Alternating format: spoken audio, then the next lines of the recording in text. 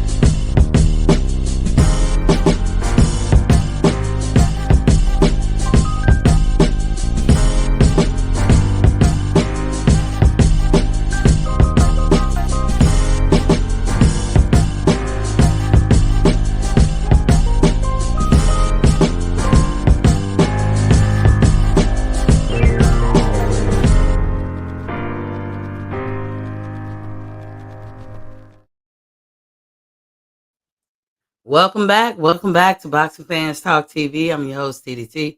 You can refer to me as Miss T. I see some of y'all that piled in. Boxing Nerd 101, where you been, bro? Welcome back. He said, um, he had something to say about my topic. He said, no, he a duck and will always be known as a quack quack. And he said, Brian a bum. Oh, wow, Boxing Nerd. He's a bum.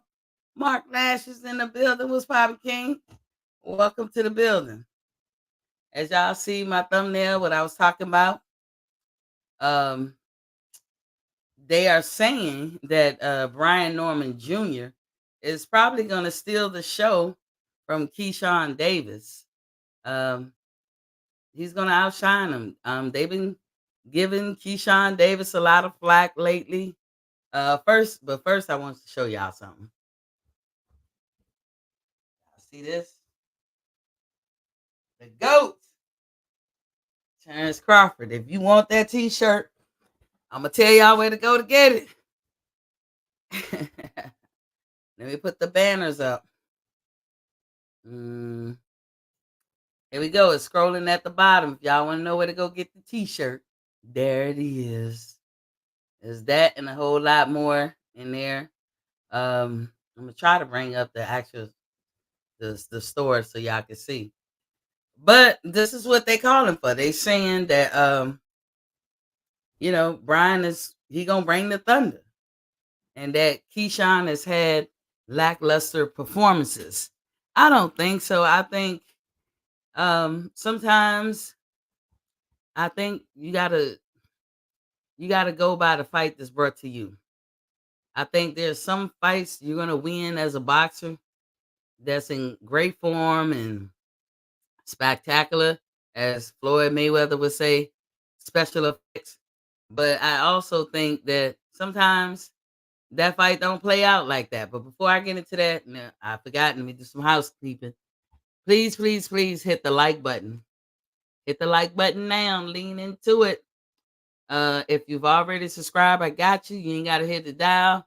And boxingfanstalk@gmail.com. Boxingfanstalk@gmail.com is where I can be reached through email. Tell me your concerns, statements, or how you feel, or whatever. I welcome it. And with the YouTube, I'm not sure, like I've explained before, what's going on with them. They have erased all my stuff. I have to start all over again. And they wasn't counting my views or subscribers. So that's why I never elevated to super chats or anything. So, but I do have my cash out, Boxing Fans Talk TV. I come on Monday through Friday, 7:30 p.m. Eastern Standard Time. That's Monday through Friday, 7:30 p.m. Eastern Standard Time. Now going forward, I try to make my podcast a little shorter. So we'll be going on and on and on. But welcome back, fellas, and I hope y'all let me know how y'all feel about this. Do y'all think that Brian Norman Jr. is going to outshine Keshawn Davis? He's the co-main event. I already see Boxing Nerd don't think so. So I don't know. I can't say either way. I'm not used to watching him fight. I've seen some clips of him fighting, but I don't know. But they have been in controversy lately between his father, Brian Norman Sr., and the Boost team about these negotiations. I did a show to say how I felt about it. I might reiterate it a little bit here, but it looks like they came out on the winning side to me. That's how I'm calling it. Because the moves that they had to make pending their failed negotiations for a title fight seemed like Brian Norman got the better end of the stick. I don't know, Boxing Nerd, do you think so? Because look at what's going on with Boots and look at what's going on with him. The better fight would have been them two more than what Boots got right now. Um, Brian Norman is business as usual. If you want to look at it like that, if he wasn't having all these big fights or the greatest fights, what's different? Boots is the one that's trying to elevate himself. So do y'all think that Eddie Hearn should have chipped in more and met their required demands or whatever? Yes or no? But either way, how Boots and them handle it is typical of how they do. I have to be skeptical about anything that Boots and them would ever say about what went down when he's getting leading up to a fight because we know that they will lie. They will put 20 on 10. Don't get that doesn't mean that Boots is not an excellent fighter, but we know that they would do that.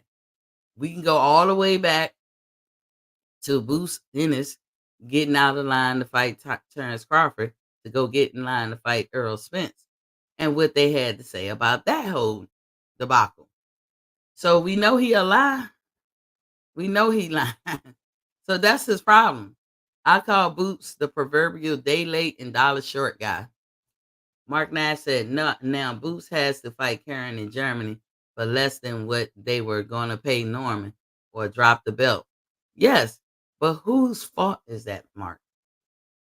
That's the question. Did it have to be like that? That's another question. What did Boots not do as to the reason it's like that? That's another question. Mark said Boots been the IBF champ since August of last year when they stripped Bud. True enough, yes, he was. His only fight was David Avanesian. But the point is, Boots is the reason why shit happens to him like it does. But they will, to me, either it's just his fans, but I don't think it's just his fans. It's him and his team. They try to talk coy. They try to talk in such a way that you could point the finger somewhere else. It's always somebody else.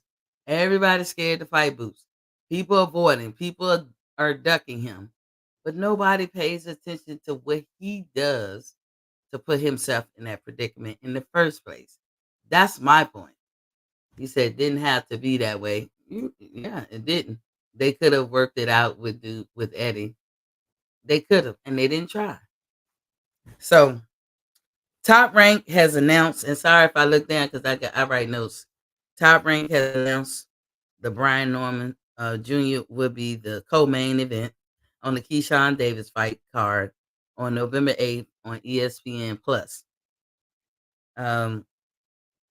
His opponent is ranked number 7 WBO contender. His name is Cuevas, and I hope I said that right. They are saying that they think Norman's fight will steal the show. This is what they say. It's not what Miss T saying. It's what they saying. Because they have given Keyshawn a little backlash saying that his last couple of performances wasn't that great.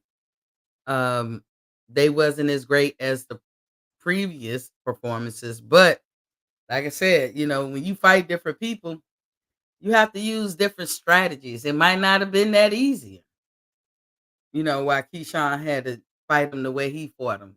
It could have been a difficult fight for him, but you still got to find a way to win, as Floyd Mayweather say.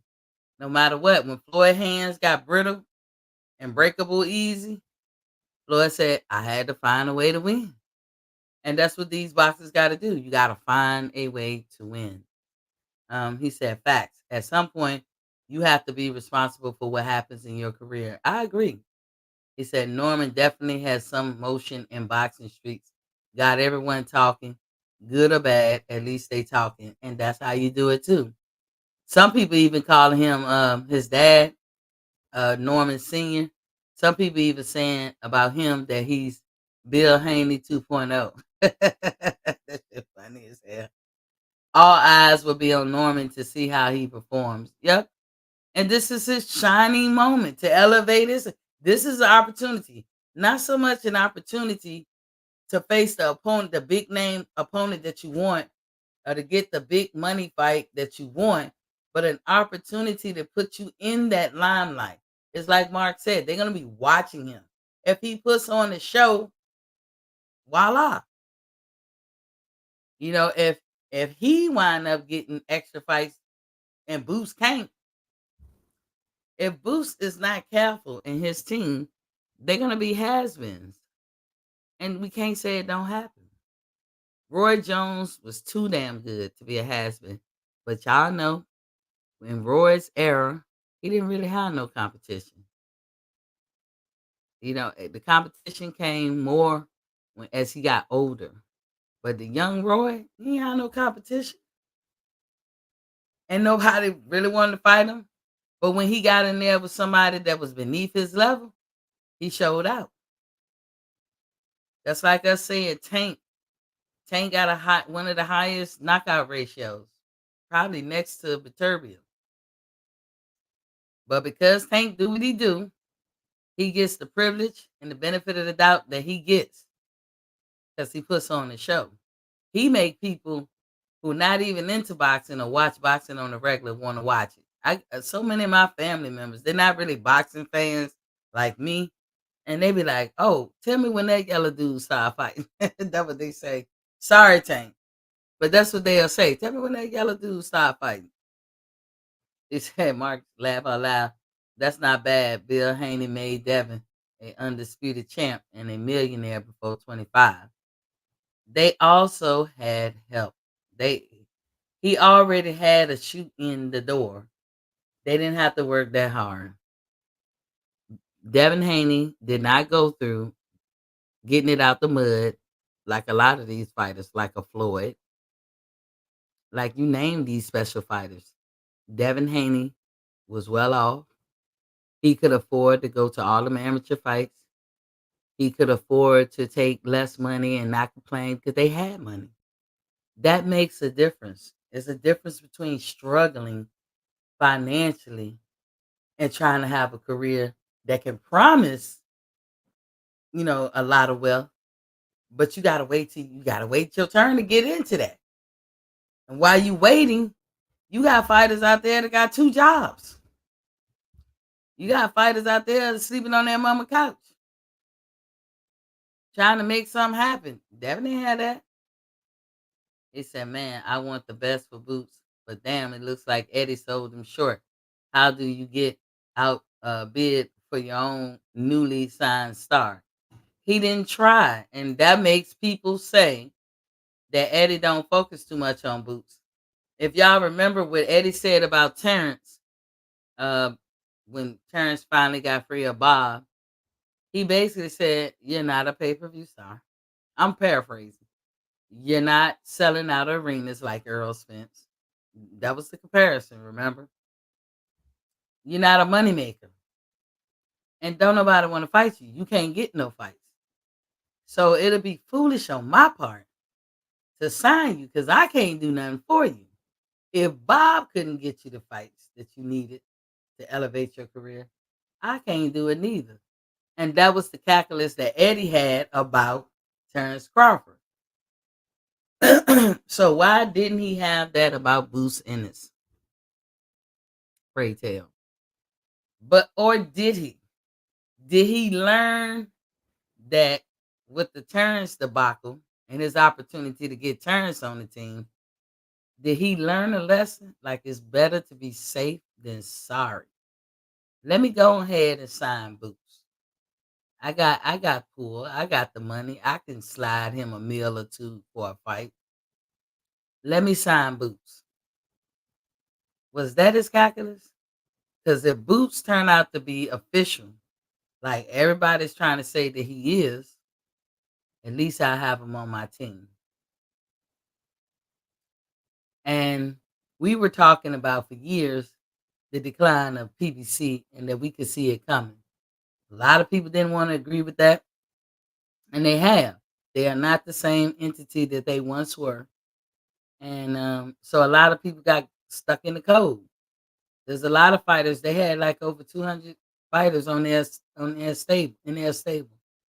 A lot of those guys, where they at? They got stuck in the code. So Boost was trying to make a decision for his career and sign with Eddie, and I don't blame him for that. What I blame Boost's team, as I call them, the proverbial day late and dollar short guys, is that they don't mind lying about a situation.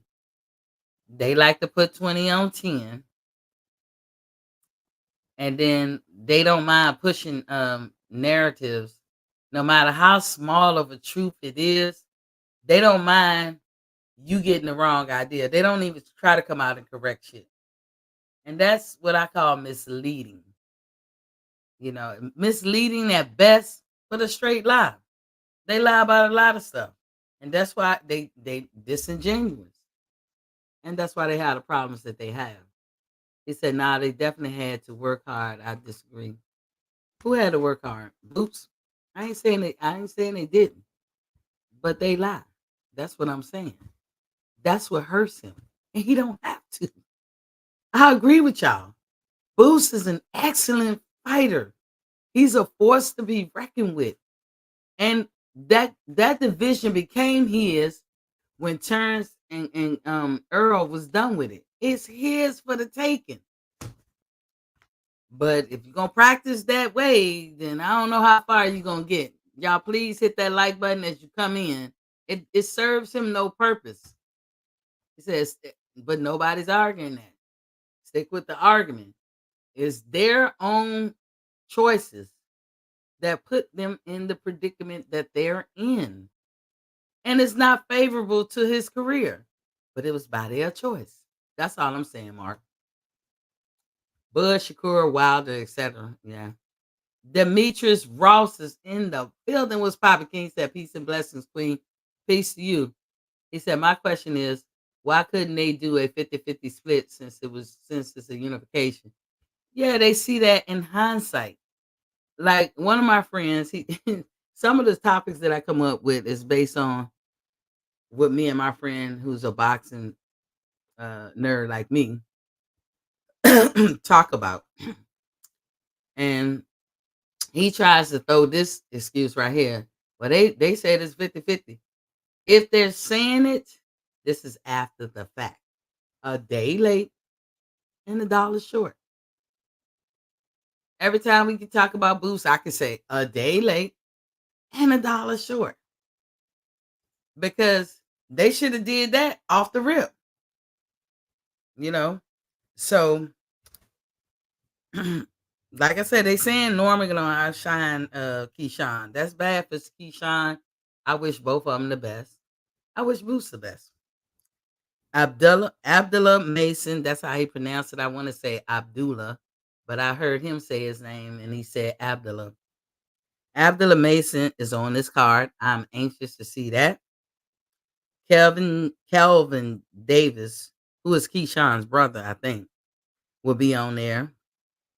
And shout out to Keshawn Davis for becoming a new father. It's a beautiful thing when you become a parent. He has a brand new baby boy. And so shout outs to him. And get your pamper changing duties on. And he said, Ross, for real, for real. He said, no, you said Devin and Bill didn't have to work hard. They didn't have to work hard financially, is what I meant. So hope that's cleared it up. They didn't, they was not hungry. Have you heard the stories about what Floyd said when he would go to the sparring sessions just to make things happen with Pernell Whitaker and all them other notable names at that time? Before Floyd got his shine on, that he would show up. They gave him a little per diem. He was in a little, kind of scuzzy hotel room, and he was eating Cheetos for lunch, dinner, whatever, shit like that. That's struggle. Devin Haney left a house with multiple cars, probably a pool in the back, had his own room, and went out there and tried to do his thing. Didn't have to worry about food, none of that good stuff and all that. I think what Devin went wrong is he traveled the country always trying to do sparring matches. And he always did well in these sparring matches. He was a phenom. But Bill has taken a toll on his career, in my opinion. They talked a lot of shit that their ass couldn't cash. And if you look at Devin Haney's record right now, it's almost like that fight with him and Ryan never happened. But to anybody who watched that fight, there's no way in hell we could forget that fight. No matter which side of the fence you fall on, I'm not a huge Ryan fan, but I'm a huge let's be fair fan. Now in New York, what got Ryan is in that state, there is no wiggle room as far as it's in your system. If it's in your system, it's in your system. They don't care how big or little. But when you get down to the weeds of what happened with Ryan and Devin, I cannot conclude that Ryan was trying to cheat him. I just can't. It that specimen wasn't enough. I don't think he benefited from it because that specimen is supposed to help him cut the weight, and it didn't. And I can't listen to Devin complain about weight when he's the ultimate weight bully. I can't. I'm talking fair. Devin ain't said shit about weight when he came in over the weight limit when he fought Regis Progress. And Regis didn't complain either. He let him have it. Yeah, you won. You won. But I'm supposed to believe 3 pounds made the difference. 3 pounds made you didn't put your hand up and watch out for that damn hook y'all always saying Ryan got. Those 3 pounds, right? When they hydrated or rehydrated, they was about the same weight then. Both of them big as shit. So I can't take no excuses. You was outclassed, and what you said he had, that was enough. Cause that hook came fast, too fast for you, and so that's what happened. He said, Demetrius Ross said Boots about to get played. He already played. He been being played since he left the WBO to try to rather fight Earl Spence. He, he Something should have clicked in his head then. You know what I'm saying? Troy Isley is on this card with Tyler Hercules Howard. I don't know who that guy is, but I've heard of Troy Isley, and he's supposed to be a good up and coming. And it sounds like Top Rank got a good card. Now compare that to Boots versus Karen's card, and it's overseas. There's nothing they can put together that I can think of that will make Boots' card interesting. And you're the main event, and you're the notable guy. You just fought Karen 19, 20 months ago. We know what the outcome is going to be, or we think we know what the outcome is going to be when y'all do meet up again. That's what we think. But hey, strange things happen. I doubt it, but strange things happen. But nobody was calling for him and Karen. Now, as Mark even said, there was things Boots could have did to avoid this, but he didn't. So if y'all be out there, and I ain't saying the folks is in the chat right now, but there'll be some people out there that's always trying to cake or make excuses for Boots. You really can't do that because the nigga had an opportunity to make it different. I count two opportunities in here. Y'all could have paid Ryan Norman. Yes, I understand. To Boots and his team, he wasn't worth it. To Boots fans, he ain't even worth it for what amount that he wanted. But that's between them. You can't get mad that Brian Norman, senior and junior, feel that they was worth it. And we can't say that Eddie couldn't do it. And if your goal is to make Boots the superstar that he should be or deserve to be, then puff give. You gotta give. You gotta give something. It's just like when people say you gotta take less money. Sometimes you gotta give more money just to make it happen. Terrence Crawford knew that he could outshine Earl Spence any day. He knew. Terrence Crawford real fans knew, but it don't mean nothing until they got in that ring and showed, until he was able to show. So in that fight, Terrence Crawford got the less money. And I guess in the end of the day, after the fight, that's all that matters, right? Terrence Crawford didn't get the lion's share. That was Earl. But Terrence Crawford had to accept that because rightly so, Earl had the 3 belts. Earl was the popular one. According to pay-per-view numbers and what they report, Earl did better pay-per-view numbers. Together, they did great. I think they did 700 something or close to 800,000. They did great together. But Earl got the lion's share of that. You don't hear Terrence complaining. Never once have you ever heard this channel talk about the money that Terrence Crawford opponents were getting and whether they deserved it or not. Never, never, never. I never say that. Okay. Pricing out would be Brian Norman Jr. asking for, I don't know, 10 million, 5 million. At that point, you could be like, I think you're asking for too much. But he didn't do that. Boost was stand to get 4 million, something, or close to 5, something like that. Ryan Norman and them just said, just get us a 2. He didn't miss weight with Regis. He didn't miss the weight, but he rehydrated more than what California state allows. Y'all gotta look that up. I've already been through that backwards and forwards. Y'all gotta look that up. I don't make California rules. That's what I'm hearing or read or it was a while ago. He rehydrated more than what they allow. That's their state. Just like New York, they don't give a fuck if somebody touch you on the back and rub some shit in your back, and then you pop dirty. They don't care. Their tolerance is 0. Can't be in your system, not at all.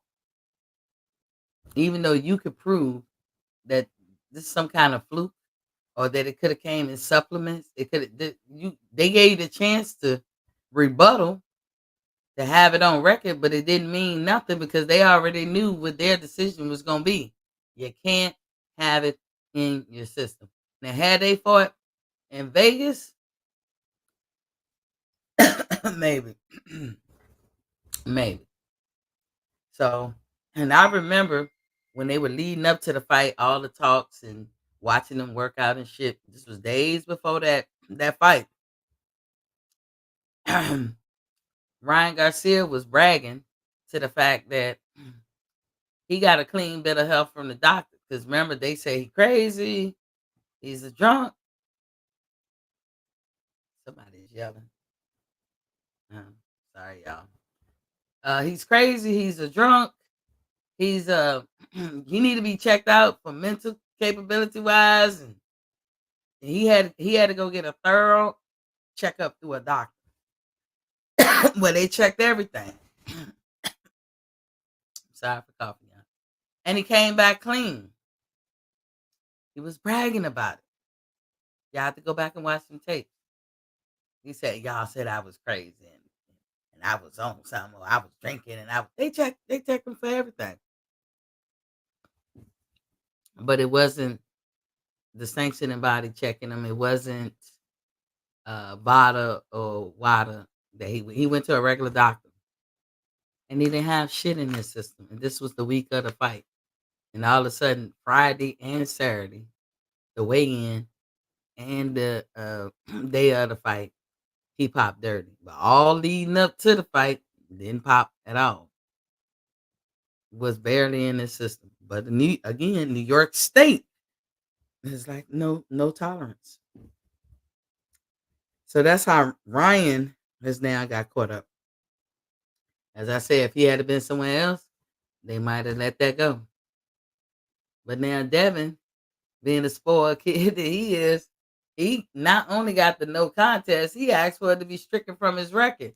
So anybody who don't know no better, ponying up to a box rec trying to check Devin Haney out, they will see this nigga never fought Ryan. That's what it'll look like. But all of us who like boxing and saw that ass whooping, ain't gonna never erase it from the memory. But all that to say, we can't say this enough. We said this during that controversy of Terrence and Earl leading up to their fight. You are responsible for your own career. You cannot delegate that. Yeah, Eddie Hearn might be your promoter, but what's wrong with being at the table with him while he's making negotiations? What's wrong with that? Don't he have to do eventually what you say?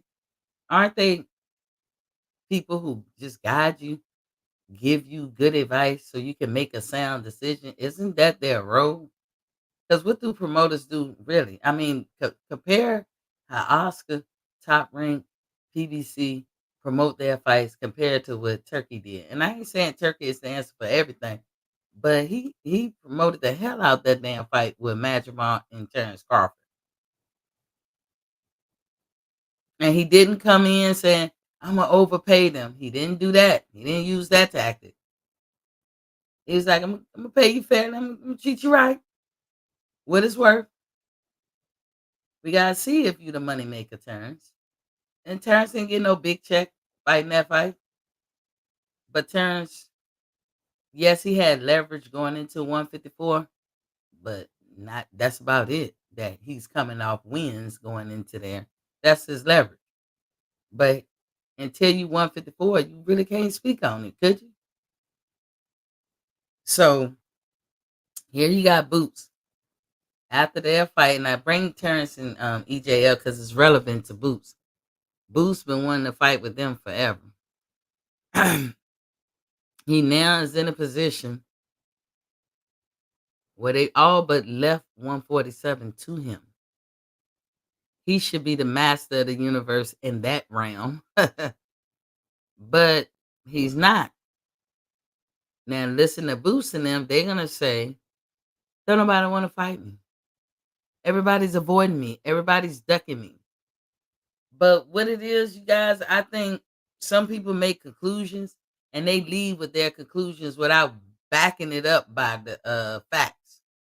You know, you always gotta back shit up by the facts or what reality is. And boosting them, they're misleading, at best. But long story short, it's a lie. They will say stuff like Brian Norman Jr. and team turned down the fight. Now I had to unpack that. Like, what is you talking about? And my conclusion is that Boots feel if you don't do what he wants, that means you turn down the fight. In the real world, that's not what that means. They sent them an offer. This is out of Brian Norman Sr.'s mouth. They sent them an offer. They countered the offer. And that was that. Then Boots and them felt like to make an announcement to the public that nobody asked them about and use the word they turned it down. And that's not true. Now, Boots said, well, that's what Eddie said. That's even worse because you're letting other people be responsible for your career. And we should have learned this lesson by now. You can't just go by Eddie, and if you won't there. Of course, Eddie going to say what he wants. Eddie has now shown that he ain't putting up no fucking money behind Boots, which makes me have the conclusion that I understand now why Eddie signed Boots in the first place. He learned a lesson. Them same reasons he said straight up without nobody asking, basically saying it like, don't even come over here because I ain't got nothing for you. Talking about Terrence, you're not a pay-per-view star. You don't sell out arenas. You're not a money maker. And nobody wants to fight you. So what is it that you want me to do? Why would that be good business for me to sign you? And everybody had a good laugh off of that. And they said, Eddie, yeah, you right, Eddie. So why not even years down the line, maybe a year or two down the line, why then would you turn around and sign somebody in the same predicament? Isn't that what Boost and team say?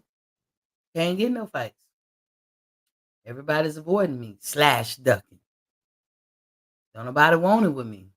They scared of me. Even before the Terrence and EJ fight, I remember Boost talking about 15 people turned down a fight with him. So maybe to the Ennis family and team, what they mean by turn down, or their definition of turning down a fight, is if you don't do what they say do, then that means you turn down the fight. That's the only thing I could think, because they're quick to say that about everybody. But then they said it one too many times. People called them on it, and now everybody's letting people let it be known. No, y'all tried to lowball me. It ain't just Norman Jr. Other fighters said, y'all trying to lowball me. And I, no. We counter, but you guys ain't budging. Just because Boost want to say they don't have value, don't mean they can't say it. And if he didn't like it done to him, why is he continuing the generation of curse? Why not break that shit? He needs to consistently move forward. So now he got a card that's worse, or is touted as being worse than Keshawn Davis' card. They think Keshawn Davis right now is overrated. That's what people are saying. They think that. I don't think so. I don't know if you guys feel that way, but that's what they're saying. So now Keshawn Davis got a better fight card that I think is free. It's free, and Boost, you gotta have a pay per view. But P2M is the people who beat out Eddie by 250,000. That was the difference. So you mean to tell me Eddie got 5 million to pay Boots, but he ain't had two to pay Norman Jr.? He didn't have enough to pay for Karen. And if you think about it, what money did Karen make in his boxing career? We didn't know a Karen until Boots fought him. And that fight is going to be probably more than likely going down overseas in Poland, maybe because Ukraine, no, but maybe Poland or something like that. That ain't a mecca of boxing. That sound like a local promoter whose biggest draw is Karen. Because I don't know anybody who signed at P2M but Karen. And that's your biggest fighter. We know Karen is not considered elite. He ain't at the top of the food chain, but he's very popular where he come from. Very, very popular dude. So how much money could they have bid on?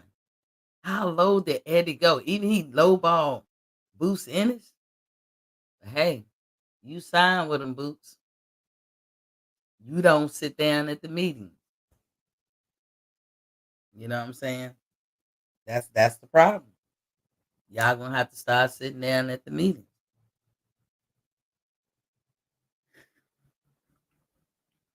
One day, hopefully soon, we will see Mason versus Schofield. Mason, Abdullah Mason is on this fight card, and I like how he fight. But the rivalry between him and Schofield is gonna brew up enough. But that'll be a good fight one day. They just gotta keep their head down and keep grinding and get up to that point. Mason is a good fighter too, but according to Schofield, he can't take a punch. Now that's something that made me interesting. I can't wait to see a fight between Mason and Schofield. Hopefully they don't pull no tricks and trade and try to marinate some shit or whatever. Because Schofield and his dad said Mason is a great fighter, but he can't take a punch. Now we got to see. I don't think so, but we'll have to see. Um, That's why I said I don't think I believe that. Uh, with this card, is it clear to see? This is a question that Eddie Hearn and Team Ennis got egg on their face. Can we say that with a straight face? That Eddie Hearn and Boots Ennis got egg on their face. Boots was always that good and promising to be a top dog in the boxing game. But he lacked, this is where I think Boots messed up. He lacked patience. He was willing to lie and embellish the truth, putting 20 on 10, etc., and has a knack for making bad or wrong decisions. Not all decisions is bad, even though it turned out bad. As long as if you had a good heart going into it, and there was no malicious intent. It might have been wrong for that moment. It might not be wrong for another moment. But that's why I say bad and wrong decisions. It's a bad decision to embellish what really goes down. If you're gonna share with the public what was behind the scenes, then be truthful. Don't be misleading.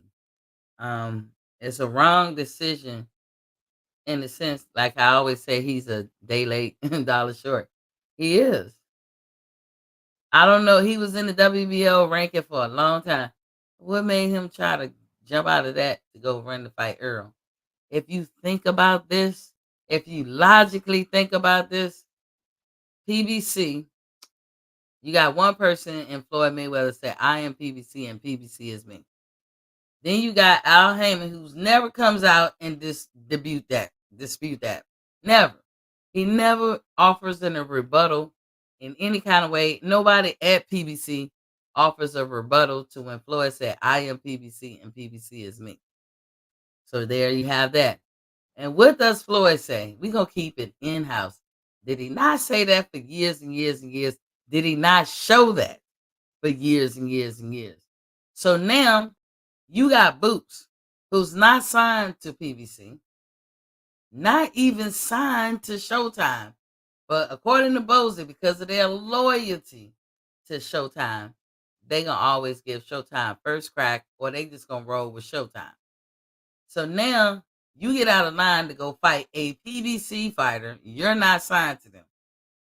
And you expect that they was going to allow you to fight Spence because you believe you could beat Spence. Spence believe he could beat you. Anything's possible. But they're going to allow you to fight Spence, take all the belts off of him, and take your ball and go play somewhere else.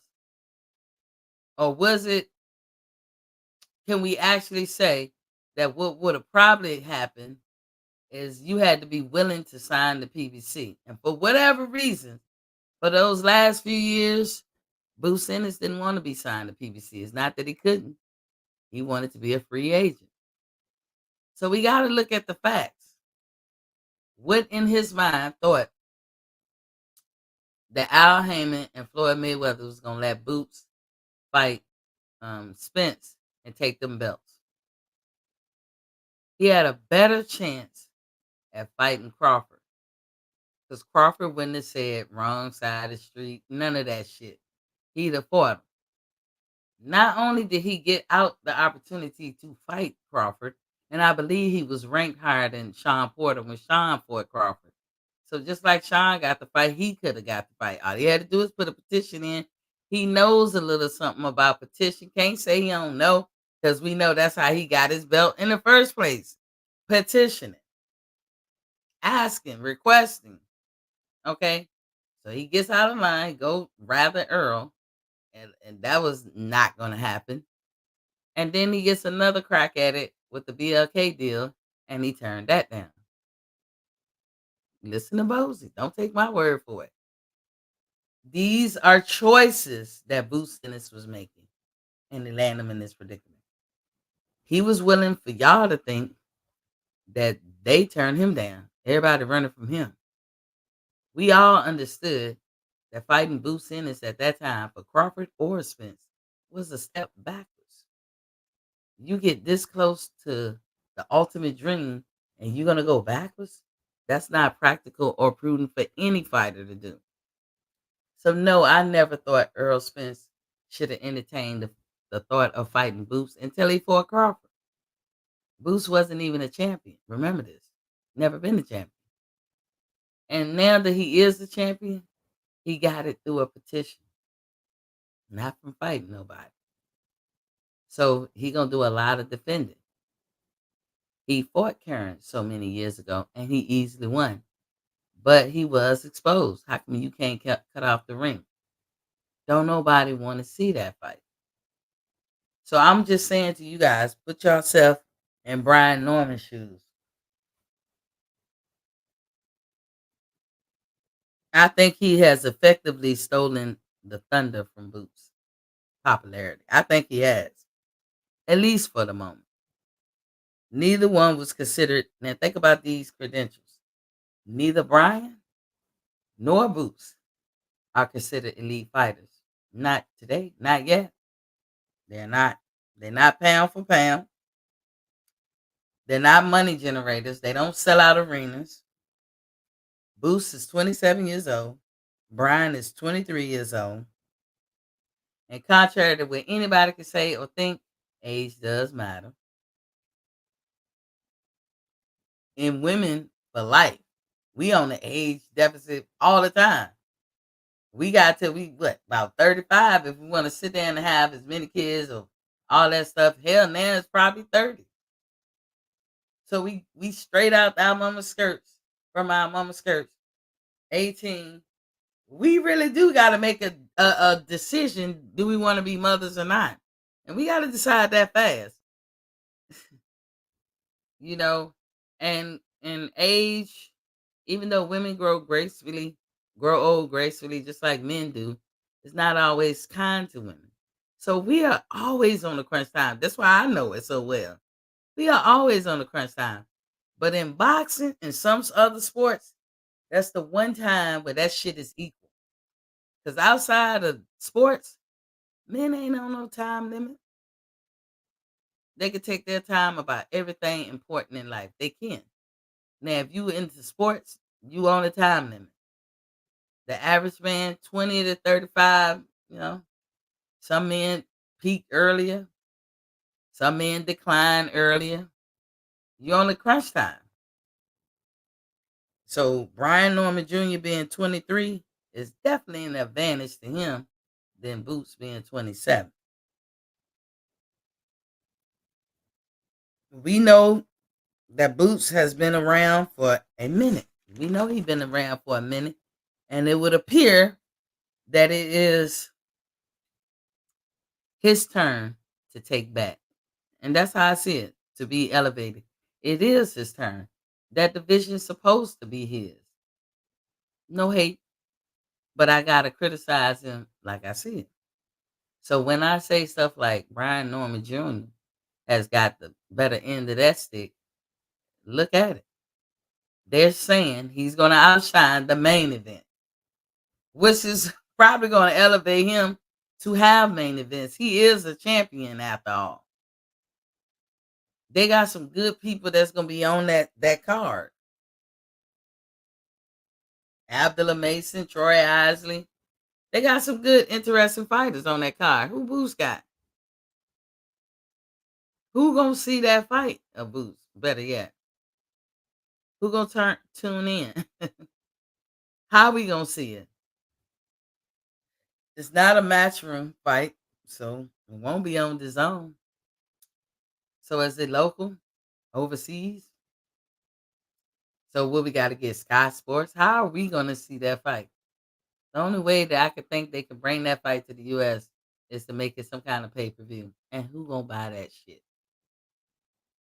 If your own promoter won't press, and I think Bob Aaron was the only one who bid it for it, but your own promoter wasn't pressed. So who got the short end of the stick? If they'd have made a deal with Norman, they'd be fighting in Philly.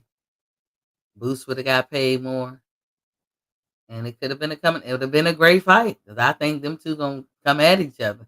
It would have been a good fight, and Boost could have outshined them and showed them why he should be the numero uno at 147 right now. You're not gonna show us that with Karen. Probably could have showed us that with Brian Norman. A lot of factors factor in why they didn't happen. Those fights for Boots didn't happen, and in hindsight, Boots and them probably saying, "Damn, we should have did 50-50," but they didn't say it then when it counted. Boots, in some ways, got the same problem that Crawford got. Some of that shit is unfair to him too. He's going through a lot of unfair shit too. But how you help somebody that don't want to help themselves? I can't want it more than he do. We can't want it more than he do. That's the problem. You said, can you define a elite fighter?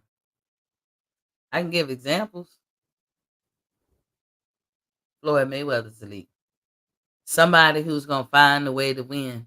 Somebody who is gonna be considered hard to fight, to figure out. Somebody who wins more than they lose, and that fits Boots.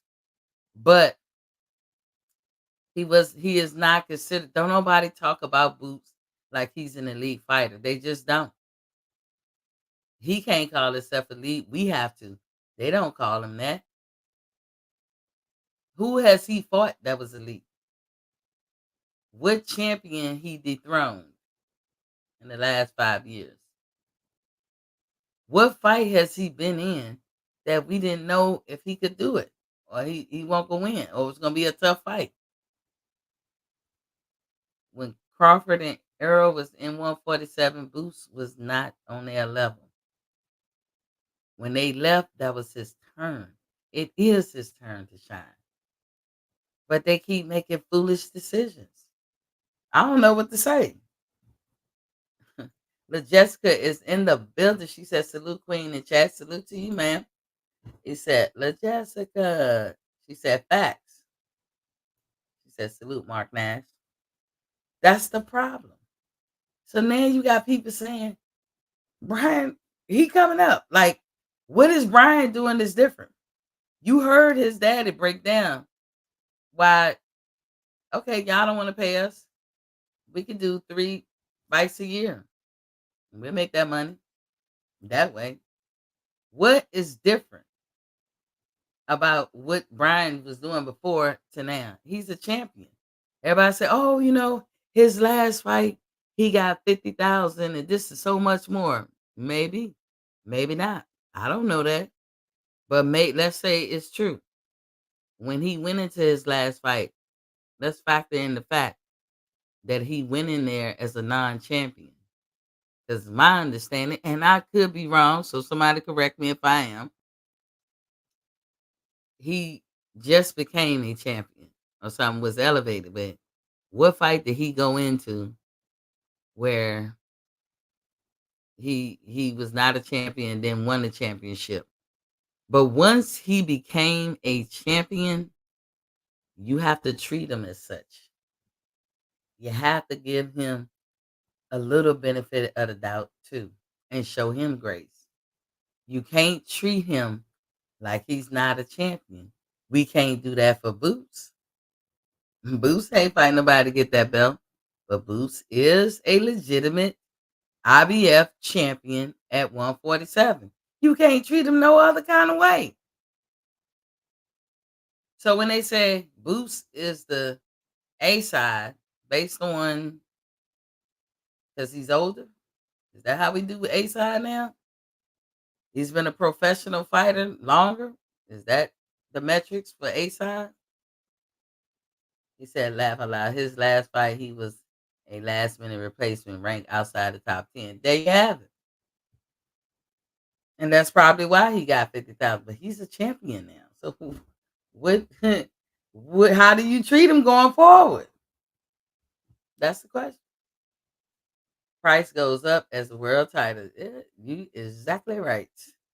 And he beat Gio Santillane, who was number one and the interim title holder. There you have it. I didn't even know this stuff. I think it's unfair to these guys calling them email champs. It's not their fault that Bud moved up in weight. I think it is fair. Because again, in order for me to give them a pass, they can't be culpable of stuff too. He had the chance to be more than just an email champ. He chose not to. He rathered Earl Spence. He also had a chance to fight on BLK, but even though he wasn't under nobody's contract and legally obligated to no one, he rather not. He said because of loyalty, that's what his daddy said. We're gonna stay with Showtime. Well, Showtime can definitely get you fights and pay you, but shit, you don't know what he could have made. He could have made some good chunk of change fighting Bud on BLK. But y'all know, PBC was in decline, and I know that all the PBC lovers out there and other folks alike did their number on destroying BLK. They was over before it really started. All because what? They chose to work with that boy they called Terrence Crawford. Y'all see what happened to Adrian Broner after the fact? That shit was on purpose. That shit was on purpose. And it's that type of boxing business that would drive any of these fighters mad. I understand Boots is mad. I remember when Boots was in his early 20s calling out these guys, Keith Thurmans and all that. I'm ready, I'm ready, I'm ready. And tell old heads or more knowledgeable people was like, slow your roll, young buck. In due time, you need to get some experience because they could beat you just on the experience. Never mind that you're faster. You may even hit harder, but you're not as experienced as them. And so they had to calm Boost little ass down. And I was like a Boost back then. Now fast forward over the years, he's waiting. I get it. He's frustrated. It ain't fair. They making him wait too long. It ain't fair to him. I get it. I get it. But like they said, opportunities come once in a lifetime. You hear all fighters say that. So you got to strike while the metal's hot. And if you're not striking while the metal's hot, damn, I can't even say hot, then you messing your own self up. And that's what he did to himself.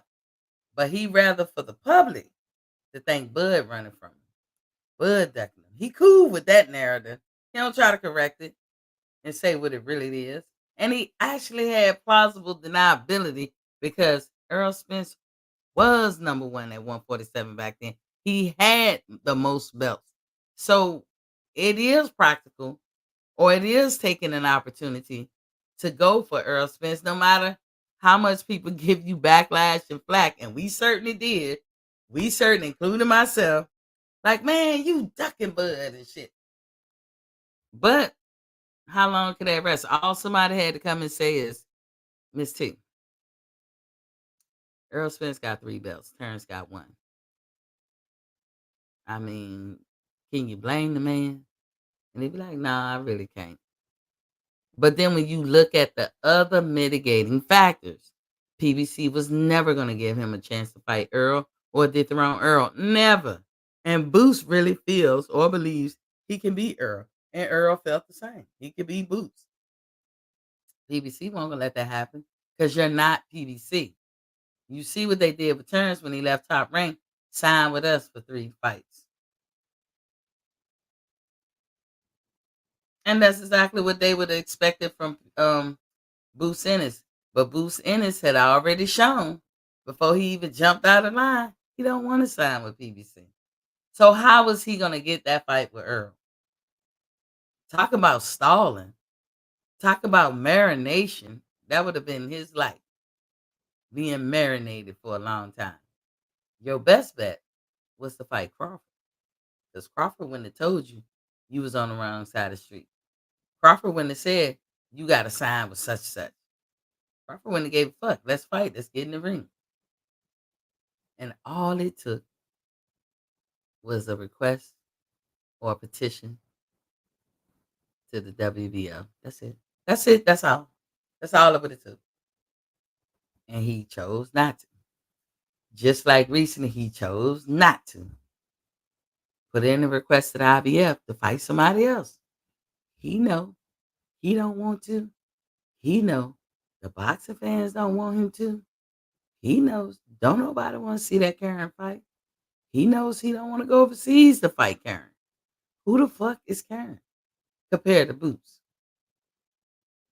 He could have did something about it. Yes, he could have. He had until last week. Some kind of he ran up on the deadline. He let the day come and go without putting in a petition or request. Who did that? Terrence did that? Did Brian Norman Jr. do that? Or did Boots and his team do that? So it's no war, it's me with him. Here's a third opportunity in his career, in his budding career, that I see that he missed out on. To me, you just signed with Eddie. Make the fight with somebody who's gonna bring that thunder. Get the fight at your home in Philly. All the folks come out. That bitch just sell out. You gonna make your money back, Eddie. That would have been a big catalyst that that pushed him, or elevated him more in his career. Because after all, Brian Norman Jr. is a champion. He would have became unified. He would have dethroned the champion. He would have reannounced his dominance in that division. And now he can't. Brian Norman still can. He said ranking. Thurman went the WBC route and Virgil went the WBA route. But you talking about for the WBO? They probably did. But then we have a whole story about them. But we talking about Boots. And we talking about his missed opportunity right now. I'm sitting here arguing with my friend, and he acting like these things didn't happen because a lot of Earl Spence fans latched on to Boots, and Boots is a means to an end. Somebody got to beat Crawford, and I bet you'll find people who are not fans of Canelo but hate Crawford that much that they want him to lose to him too. And say that, stop making it legitimate and trying to make it legitimate like there's reasonable doubt or a good reason why you making the moves you making. I don't like that shit. Like for me, I think it's a poor way to scapegoat. You made bad or wrong decisions. Bad meaning they turn out bad for you in your career. Wrong meaning it wasn't the right decision for you. And you obviously got people on your team that can't see, that can't visualize the future, don't have discernment or something like that. Because he keep being a day late and a dollar short. And that's why Brian Norman Jr. is going to steal the show, not only just from Keshawn, because nobody's expecting much from Keshawn. Now, if Keshawn get in there and show out, kudos to him. I hope he do. But if he don't, Brian certainly is. I bet you. And I'll be pleasantly surprised if we come back after that fight and we don't say, damn, that nigga showed out. Ryan gonna show out. This is his moment to be recognized. He gonna show out, and they doing that at Keshawn's hometown in Norfolk, Virginia. Hey, VA, my home state. Yeah, they doing that in Virginia. So all it's gonna sell out wherever they having it,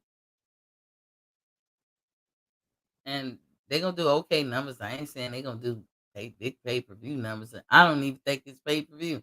It's a free card, but they got more people more interested on his card, on Keyshawn Davis card, than they got on Karen and Boots. Joseph Bailey is in the building. What's Papa King? Joseph, I got one question. Where your shirt at, player?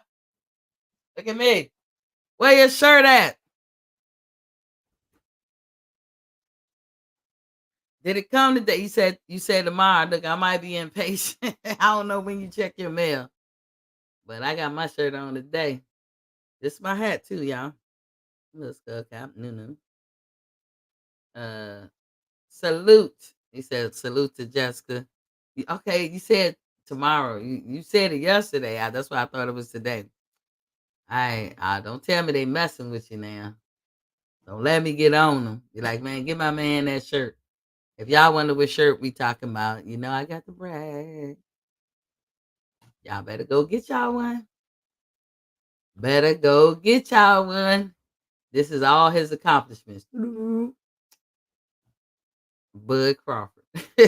Better get you one. But at the end of his career, y'all ain't gotta worry about us uh, bragging about him all the time and stuff like that. Y'all know yesterday too, La Jessica, we was talking about hair, and I took all that stuff out. Y'all see my hair curling. I took all that stuff out, and my hair has grown because I did cut it a little bit, but trying not to cut it. You just cut a couple of split ends. It still need cutting.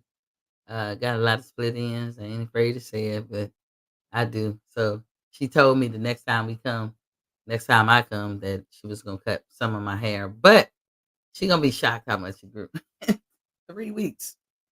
I ain't even had the hairstyle for over a month, but it grew out so much. It was just looking real tacky. I had to take it out. She said, "How do we get the shirt?" La Jessica, look. You see at the bottom this yellow? Ask me T51.com. Topia. I'm actually gonna bring it up for y'all. I'm sorry, y'all. Shameless plug. The shameless plug. But I want y'all to go check it out. Some very interesting things over there. Stuff I know y'all gonna like. Let me come back and share the screen. Woo-hoo. That is what my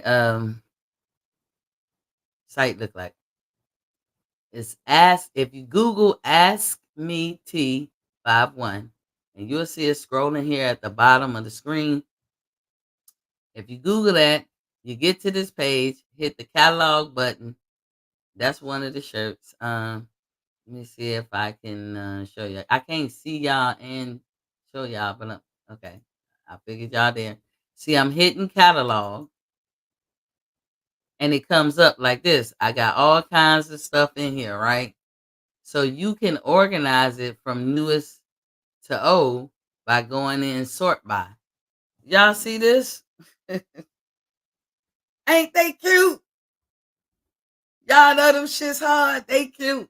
I told y'all I got the new brands up in here. Those are what they call them, Crocs.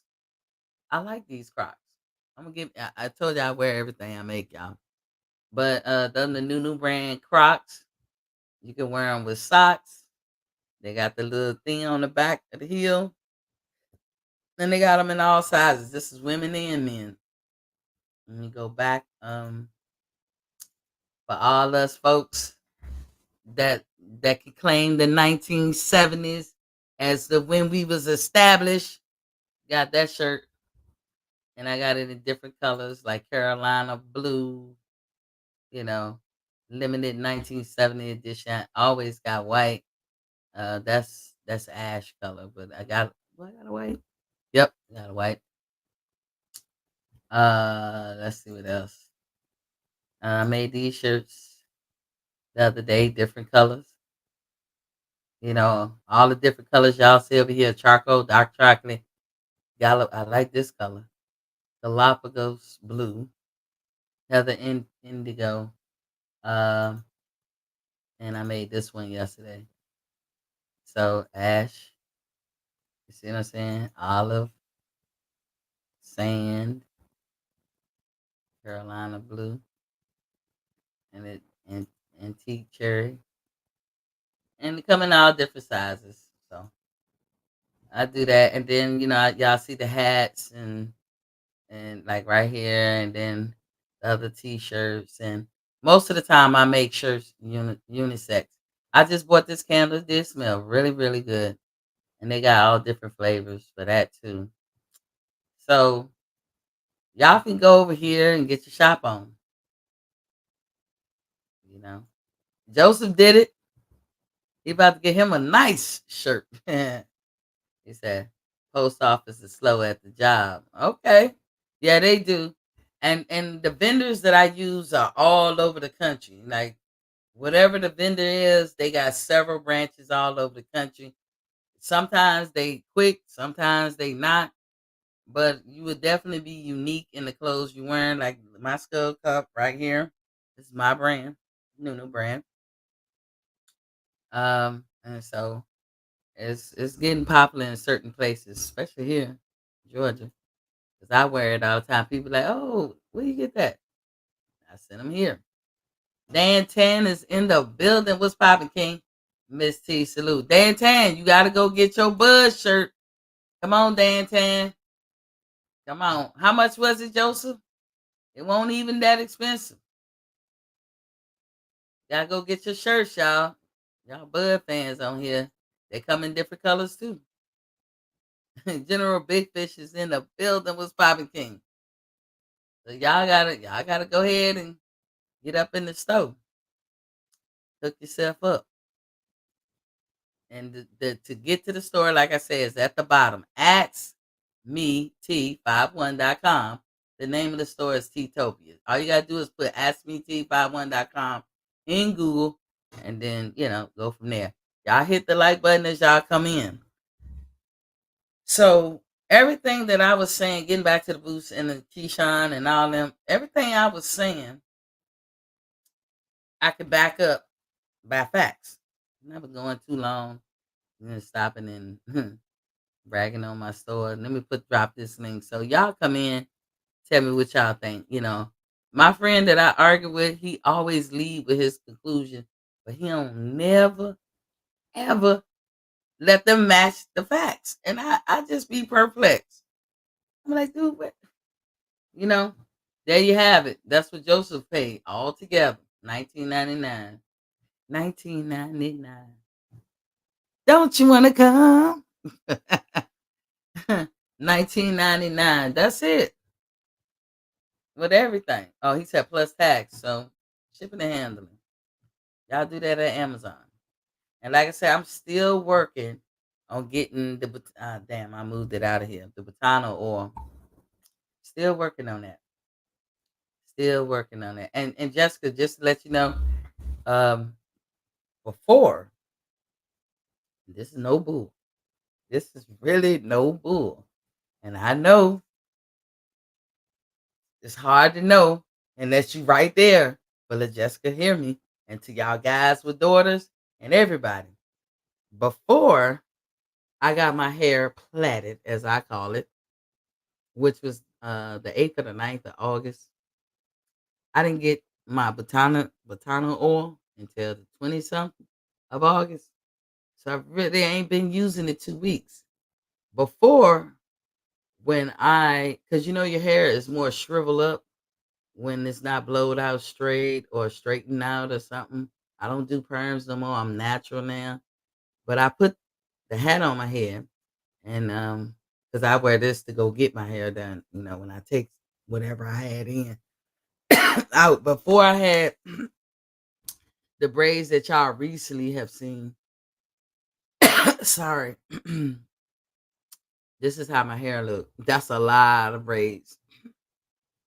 A lot of braids. It's called Senegalese. I couldn't even put it in a ponytail real good. And I took that shit out as soon as I could because I couldn't. It was too heavy for my head. You need neck strength to hold that tight shit up. But before, if I put the hat on, you see the back? See this, my curly hair in the back? That's shriveled up hair. It couldn't have hung out the back of my hat. I wore this hat to go get my hair plaited. And I put it on my head just like this. And when I got, I mean, it covered up my whole hair. You couldn't see my hair. I just put it on the same way. I just put it on the same way. And now look what's hanging out the back. I put it on the same exact way. And I'm telling y'all, in a couple of weeks, my hair grew like that. Y'all better stop playing out here. When people tell y'all, believe them. So, anyway, I made my case. I think I put the link in there if y'all want to jump in. I made my case why I think Brian Norman Jr. has a big opportunity to progress further and elevate his career, and he will move forward compared to Boots. I think Boots and Eddie made a big faux pas. If you don't believe that Eddie was lowballing with the Brian Norman Jr. in them situation, then you got to believe it when you know a promoter that we never heard of, or probably a local promoter in Poland, win the purse bid over Eddie. Come on, Shotty. He went over Eddie. How much lowballing can you be? Now, we got to agree that fighting Chimichanga is a step backwards for Boots. No matter how he got there, it's a step backwards. Period. Lady T, hello, Queen. What's up, Mr. Golden? Welcome to the building. Said Big Fish, what's up? Joseph Bailey. He said Dan Tan, salute. General B. Y'all talking to each other. Y'all have to admit that that's a step backwards. Because Boots got to go overseas, fight this dude on his turf. How that fight gonna get broadcast here, I don't know. It ain't worth no pay-per-view. Keshawn Davis fight card is not pay-per-view to my knowledge. And folks are now saying that there's no hope for major success anytime soon at 147 for Boots. You gotta move up. That's what they saying. That's not Miss T saying it. This is what the pundits are saying. By contrast, what is Brian Norman doing, or how is he moving any different than what he used to? He used to have many fights in the year and fight people we don't know or be on somebody undercard. What is different? I think this is his first co-main event, so that's a step up. He gonna get seen on ESPN Plus. The world will be able to see it. One of the biggest sport channels in America, maybe even the world. So how is Boots coming out on top? And me and my friend go back and forth, and he will have me believe that Brian Norman Jr. got the short end of the stick, and Boots, he coming out on top. Huh? Huh? Whatever the monies that was discussed for Brian Norman, they ain't even come nowhere near that for Karen and Boots. Nowhere near. They won the purse bid and beat Eddie Hearn by $250,000. You know, if Eddie Hearn didn't want to give Brian Norman Jr. $500,000, you know damn well he won't go pay a grip for Karen and Boots. He not gonna do that. It's a business, remember y'all? Hit that like button. Y'all talking to each other.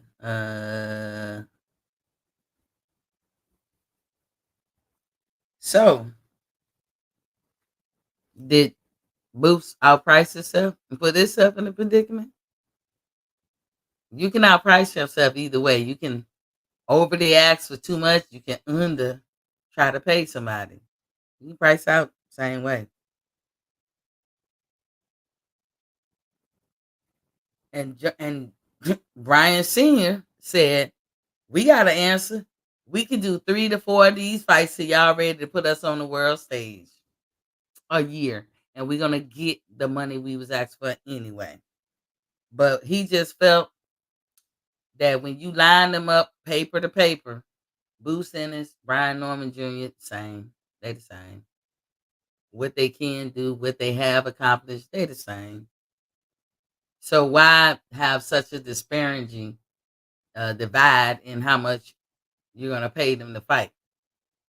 So we gonna give Boots the edge because he been fighting longer, because he the oldest, really. And that's why I say, really, it just don't make sense to me. But they can do it however they want. That's all I had to say. This story of Boots Ennis and all that is the gift to keep on giving. And I'm gonna keep criticizing. Tell people, for the most part, I be hoping that they hear it. But for the most part, I do look, just so we clear, I like Boots Ennis. I think he's awesome. I think this is his division to shine. This is his moment. But I can't want it more than him. I don't care if he fought Bud Crawford. Bud would demolish him, in my opinion. I'm not even gonna argue not to fight that much. The only thing I will say is, to me, it don't make sense to go fight Boots if you Bud Crawford. It don't. You're going backwards. You're going backwards. Just like Boots going backwards to fight Karen. I don't agree with that shit. But hey, whoever making the decision in this camp is dropping the ball like a motherfucker. So, like I say, I put the what you call him in the chat. What's up, Mr. Golden? Hey, what's going on? What's going on, Lady T? Hey, nothing much. What you think of this situation? First thing first, you can't let General Bud Buddy hear you say that about Bud now. You know he gonna get upset. General Bud Buddy, General. He know I'm down for Bud 10 toes down. You can't. Do you not? You Did anybody told you that you made the list the other night? Oh Lord! First, let me say a shout out to Dame Diagni. Thank you for coming in. Welcome to the building. Please come again. Hit that like button. And Dame, can you do me a favor? Hit that subscribe button. Thank you very much already. They, Highly. Okay, so they had a what beauty. list did I make? They had a draft. They picking teams, right? Yeah, And you and Jessica on the same team. Y'all were there with General Big Fish. I'm with good big fish. You For over there who? with Fish, huh? For who? A team against on who? Like who we rolling with? Uh, Q Quinn got a team, and Fish got a team. Oh, okay. Oh, they I was, want to hit some debates or something. yeah, man, they got it going on. I was, Jessica, the- you down for it? I was, the- I was the number one draft pick for Fish, but I got traded. Oh, you got traded. Who you got traded to?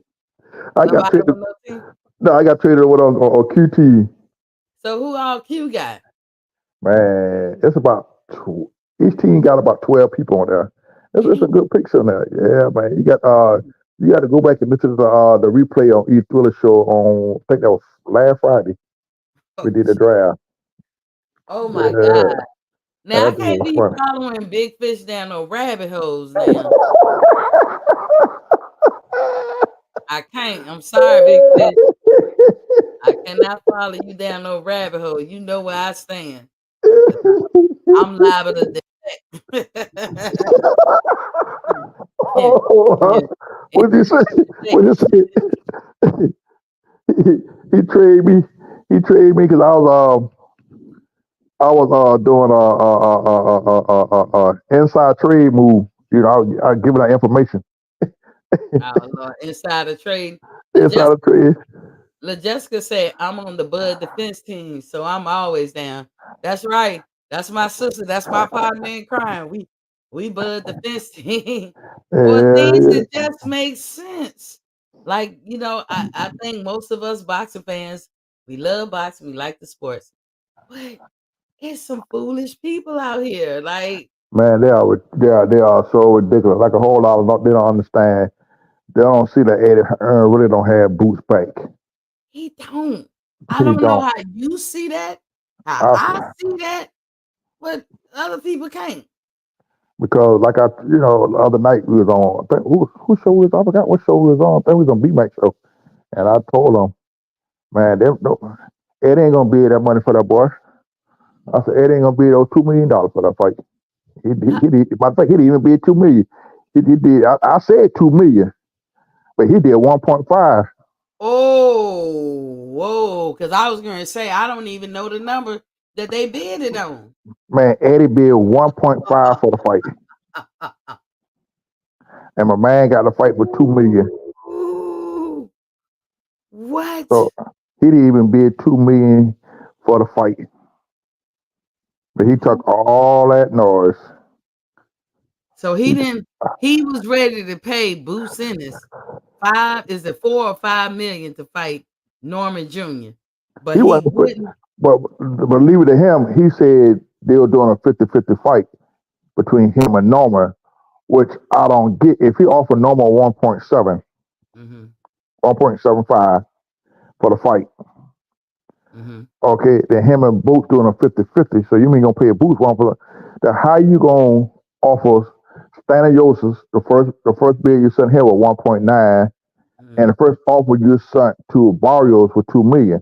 So you're gonna pay them more than what you paid Boots if you're going with the 50-50 with Brian Norman. That But don't make sense. but Pete Gang, it was never 50-50 when they moved on. That Right. shit is being said now. So I Yeah. can't even factor it in because when they were negotiating, and Hmm. that's what Brian Norman Sr. said he was doing. Yeah. He Whose told. definition of turning down the fight is if you don't do what I want, you turn down the fight. Yeah. See, his original offer to Brian Norman was 1.5, but you offered No, everybody else. I think it was 1.5 or 1.2, the original no, one. no, no, no, no, no. If you go by what Brian Norman Sr. says, it was 750,000. No, that's what he would have took home No, no, after. he said No, that was after the their Texas. all. No, after the Texas, he would have took home. I think it was 1.5, the original thing. If he I'm would have, if then he would have took home 750,000. Did anybody else see Brian Norman Jr. talking? Because look, Yeah, I saw it, but no, I but swear he said Mark that was Nash, the offer. Mark Nash broke it down to us. He run with them boys, so he was on a show the other night, and everybody we got the inside scoop on that, but that was because they kind of offered with 2.2. Then And, and Eddie came up to 1.5. His last bid was 1.7. 1.7, but they told Eddie, we got to come to your hometown. We'll do the fight for 2 million. Even give us what you offer Barrios, and Eddie Mhm. walked away from it. Now you look at. But this where they went wrong.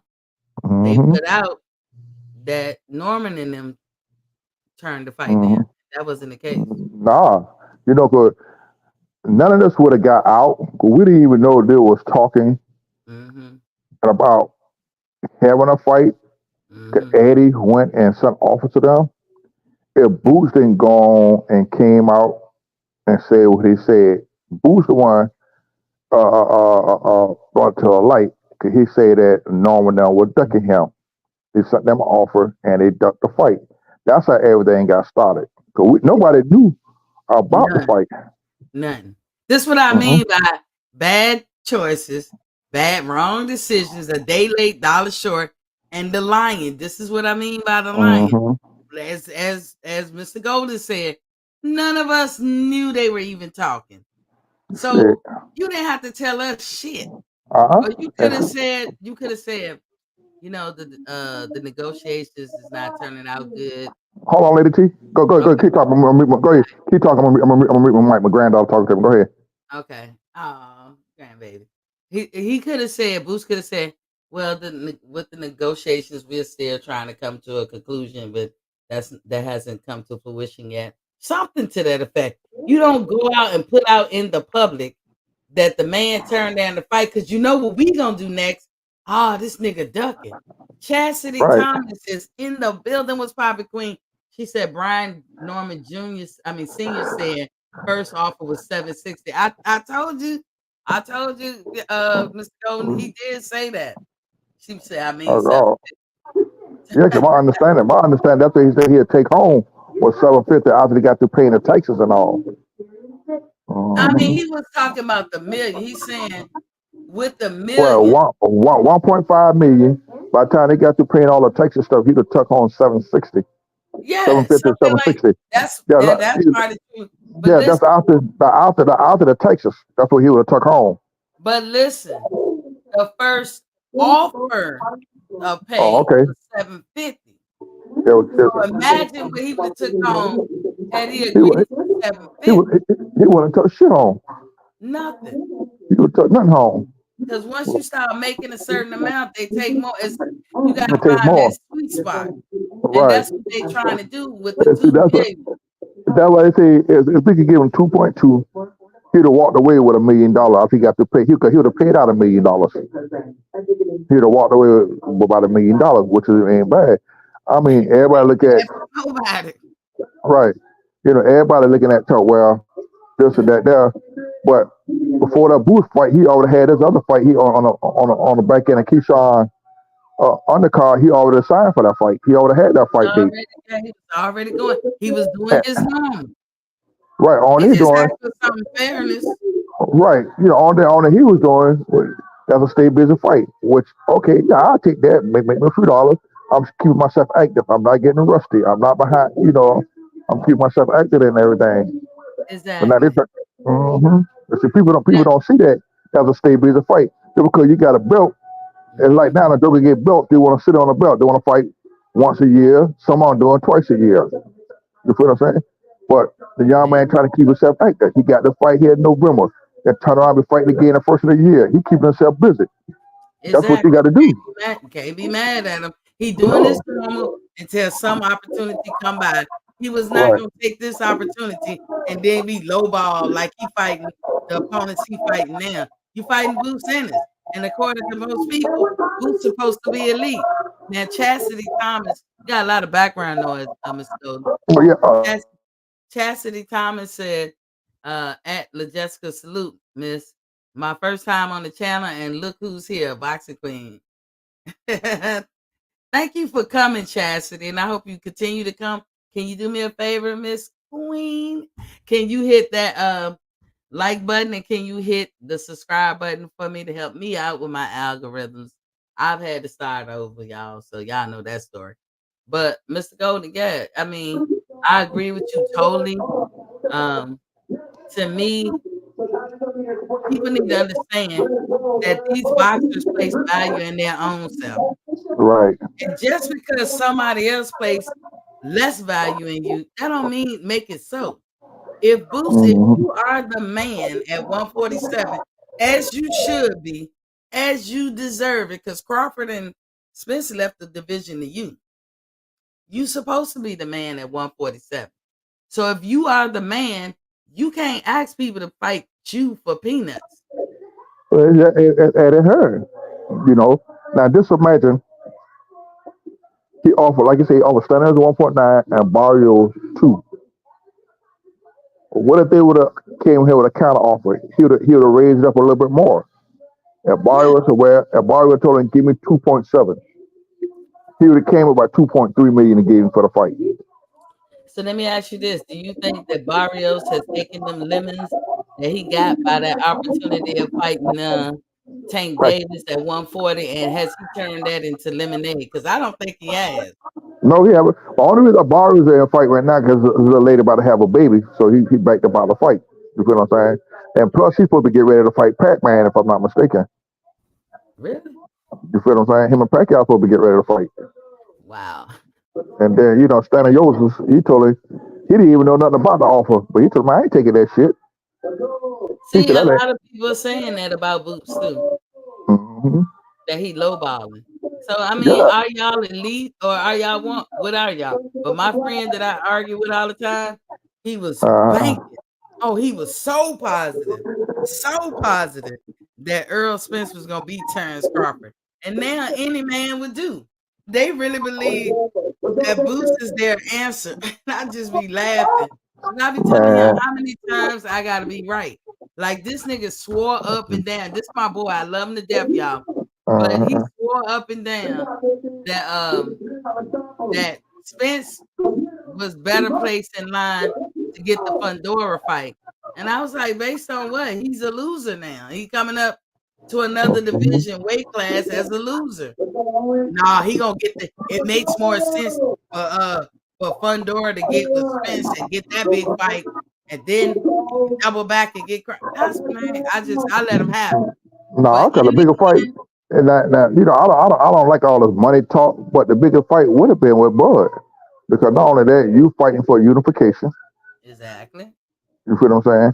You Yeah. fighting the number one pound for pound guy, former undisputed. And if you And win, and then you got the demand the sheep would have put up money. I mean, you would have got paid. You would have got your biggest payday. yeah, You would have he got your gonna biggest say payday. But a lot of folks talk about he'd get more money fighting Spence in dollars. No, he wouldn't.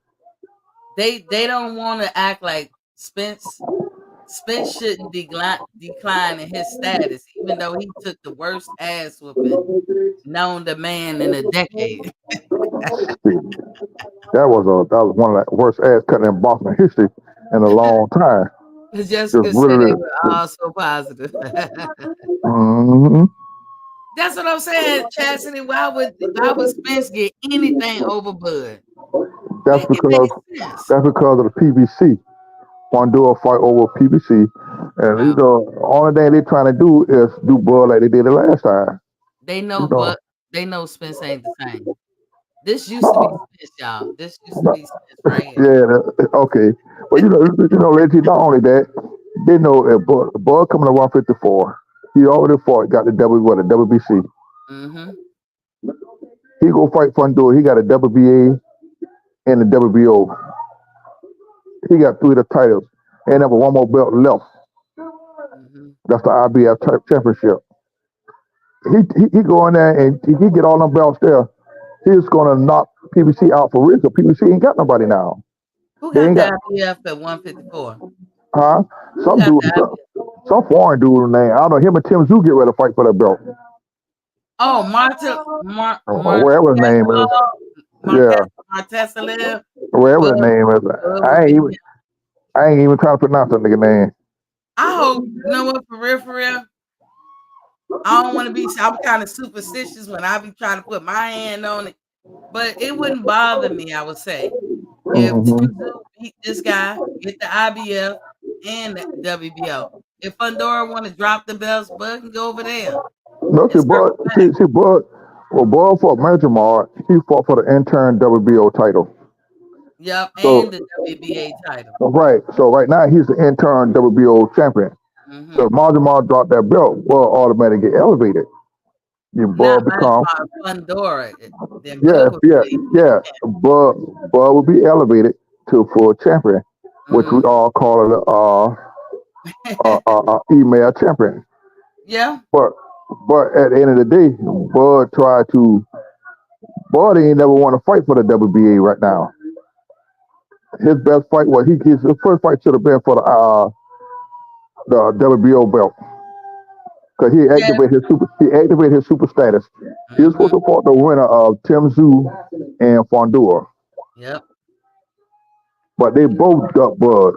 Either one who would have won the fight, they both ducked Bud. They didn't want to fight Bud for that title. Now, granted, Fundora had bloody nose or whatever. Whenever you get cut, bloodied or anything, you got to sit out for a minute. I don't know if Not you necessarily. It all depends on how bad it is. But they said his nose was broken, so he had to have surgery. He wasn't going to be able to fight the certain time, but he had a certain at the time to to uh, recuperate. uh, uh, right to make a title fight with Bud, but he can't like his nose messed up worse than what it was, and he had to have surgery. So that's why they delayed it. But he have until I think November some kind of way, Oh no, October, November. the first bid has started. I think the first I just reported on this. The It first is. bid should have started by now. Mm-hmm. They should be in first bid. They got 30 days to get this shit done. Yeah, and then I see they come up with bullshit talk to fight all the set for December, and just a hand that never. I only seen on a little bit of shit, but I ain't seen nobody on X come out with it. I ain't seen none of the boy Michael Brinson and none of them talk about the fight for They December. they don't know how to be journalists. I'm sorry. Yes, Yeah, they just. you probably went to school. Yes, you Mm-hmm. probably worked in the field and got paid as a journalist. Yeah, But I know what journalism, true journalism, is supposed to be. You're supposed to be able to report things right. without your emotions, non-biased. Just report the facts. And they don't know how to Well, do that because every time you read Michael Benson or even mm-hmm. Mike Carpenter, you see their feelings all up in it. Mm-hmm. Mm-hmm. Yeah. So So their whole write-up is biased. right. But Jessica said, "Man, I hope Fundora takes this fight. We need those belts." Then little Timmy should be next. I hope Tim wins that fight because I want to see Bud versus Tim for undisputed. Yeah, yeah, Jessica. I don't mind. That would be a That, challenging fight. I that would be don't a tough. I don't want Bud to just fight easy pickings. I want him to Right. would challenge yourself, make me confirm even more why I'm such a big fan of Bud Crawford. But late we have to look at. Let's say for instance, Bud and Frendor do fight in December. Hmm. Bud beat Frendor, Right. then he only got one more fight left for undisputed. He'll be undisputed within three fights at 154. Oh damn! Really? Yes, he already got the WBA. Him and Frendor fight. They were fighting for the double. He was fighting for the WBC and the WB oh no, I said no. Bud got the what WBC? He But they got were the belt. no. He got the WBA. Okay, Bud got a WBA. That's right. Bud got a WBA. Then he'll be fighting Fundura for the WBC and the WBO title. So he have three. If he fight Fundura, and he beat Fundura, he'll have all three titles already. The only title left for him to get is the IBF. Right. So, and I don't know who got that. Whoever got. Well, see, He said whoever somebody Tim is Zoo, fighting for that. right? Tim Zoo and my man fighting for that belt. You Okay, feel so what I'm saying? yeah, if Fundora want to be stupid and take a step back in his career, he could drop the belt. And my friend is banking on that. Like that makes sense. Right. Why the fuck would you do See, that? they dropped it. They dropped that. If Fundura fight Earl, to me, this is how it's gonna. If Fundura drop that belt, Bud become the WBO champion. Mm-hmm. Fundura and Earl fight. You feel what I'm saying? Let's just say Earl beat Fundura. Then the next fight is gonna be Earl Spence or whoever got the IBF title. They're gonna fight for unification. Unless Bug get to him first. But see, they ain't gonna give it to Bud. That's why they hurry up and made Tim Zoo. Because Tim Zoo's supposed to have fought Virgil Ortiz, and he dropped out that fight. Oh. He was supposed to fought Virgil Ortiz, and he dropped out that fight. Oh. And so now because they're supposed to be on the undercard with Bud now when they fought. That's part of that deal. I But didn't know. Tim Zeus dropped out the fight. Now all of a sudden he getting a championship fight at the IBF. Okay. If he get the IBF title, that means what you call it? The PBC got two belts now. They got a, they got Dude, they don't got that kind of pull because Turkey like Bud. right. But what I'm saying is, if they get the IBF title and Mhm. Fundura dropped the WBO, but he still got his belt, which is the WBC. So him and Earl, so that means that two belts that the PBC got. Tim Sue got the IBF, and Fundura got WBC belt. Mhm. So Earl and Fundura fight. The winner of them gonna be unified. Gonna go whoever got the IBF. If Tim Sue beat my man, they got the IBF. Then Mhm. they're gonna make that in-house fight. Cause right now, oh boy, they got the IBF. He's not with PBC. I see what you're saying. But if the old boy beat Tim Zoo, Oh then boy, beat Tim Sue. But see, Bud I look just at gonna sweep it up. right and see. I think Bud was gonna try to go after the IBF after the Matchmall fight. You I see what don't I'm know saying? because IBF don't seem like they. Bud had trouble with the IBF when he done Man, undisputed the one first for time. man, Yeah, listen. At 140, at 140, there yep, was a 2 weeks and within 2 weeks they tried to make him yep. go in negotiation Fight for a fight somebody for the IBF title within 2 weeks time. He dropped that. and Then moved time up. right and moved up, and now time he beat Earl for the belt. Earl had the belt for 25 years, and only defended once in 25 years. He But made time, Earl had the belt since I was in the 12th grade, man. and they made which was Earl. which was what 89. No, okay, shit. And Earl ass didn't defend that title. You feel what I'm saying? So many years, and now it's time Bud get the belt. They want to skip that. All that shit was playing with Boots now. Nobody Boots, can tell me that shit wasn't playing. yeah, it was playing, but Boots and them. What I say, and as I tell everybody, I still like Boots. I hope the best for him. This Yeah, 147 is his division. It's supposed to be his, yeah. That's but supposed I to be. can't want it more than him. He No, is we the one can't. that making these stupid ass decisions. Decision. He should have put his foot down Yeah. and told Eddie, "Give me this Brian number fight. Get a man what he wants." Same thing that Earl did with Bud. When it came down to that with Bud, he said, "Give me that fight.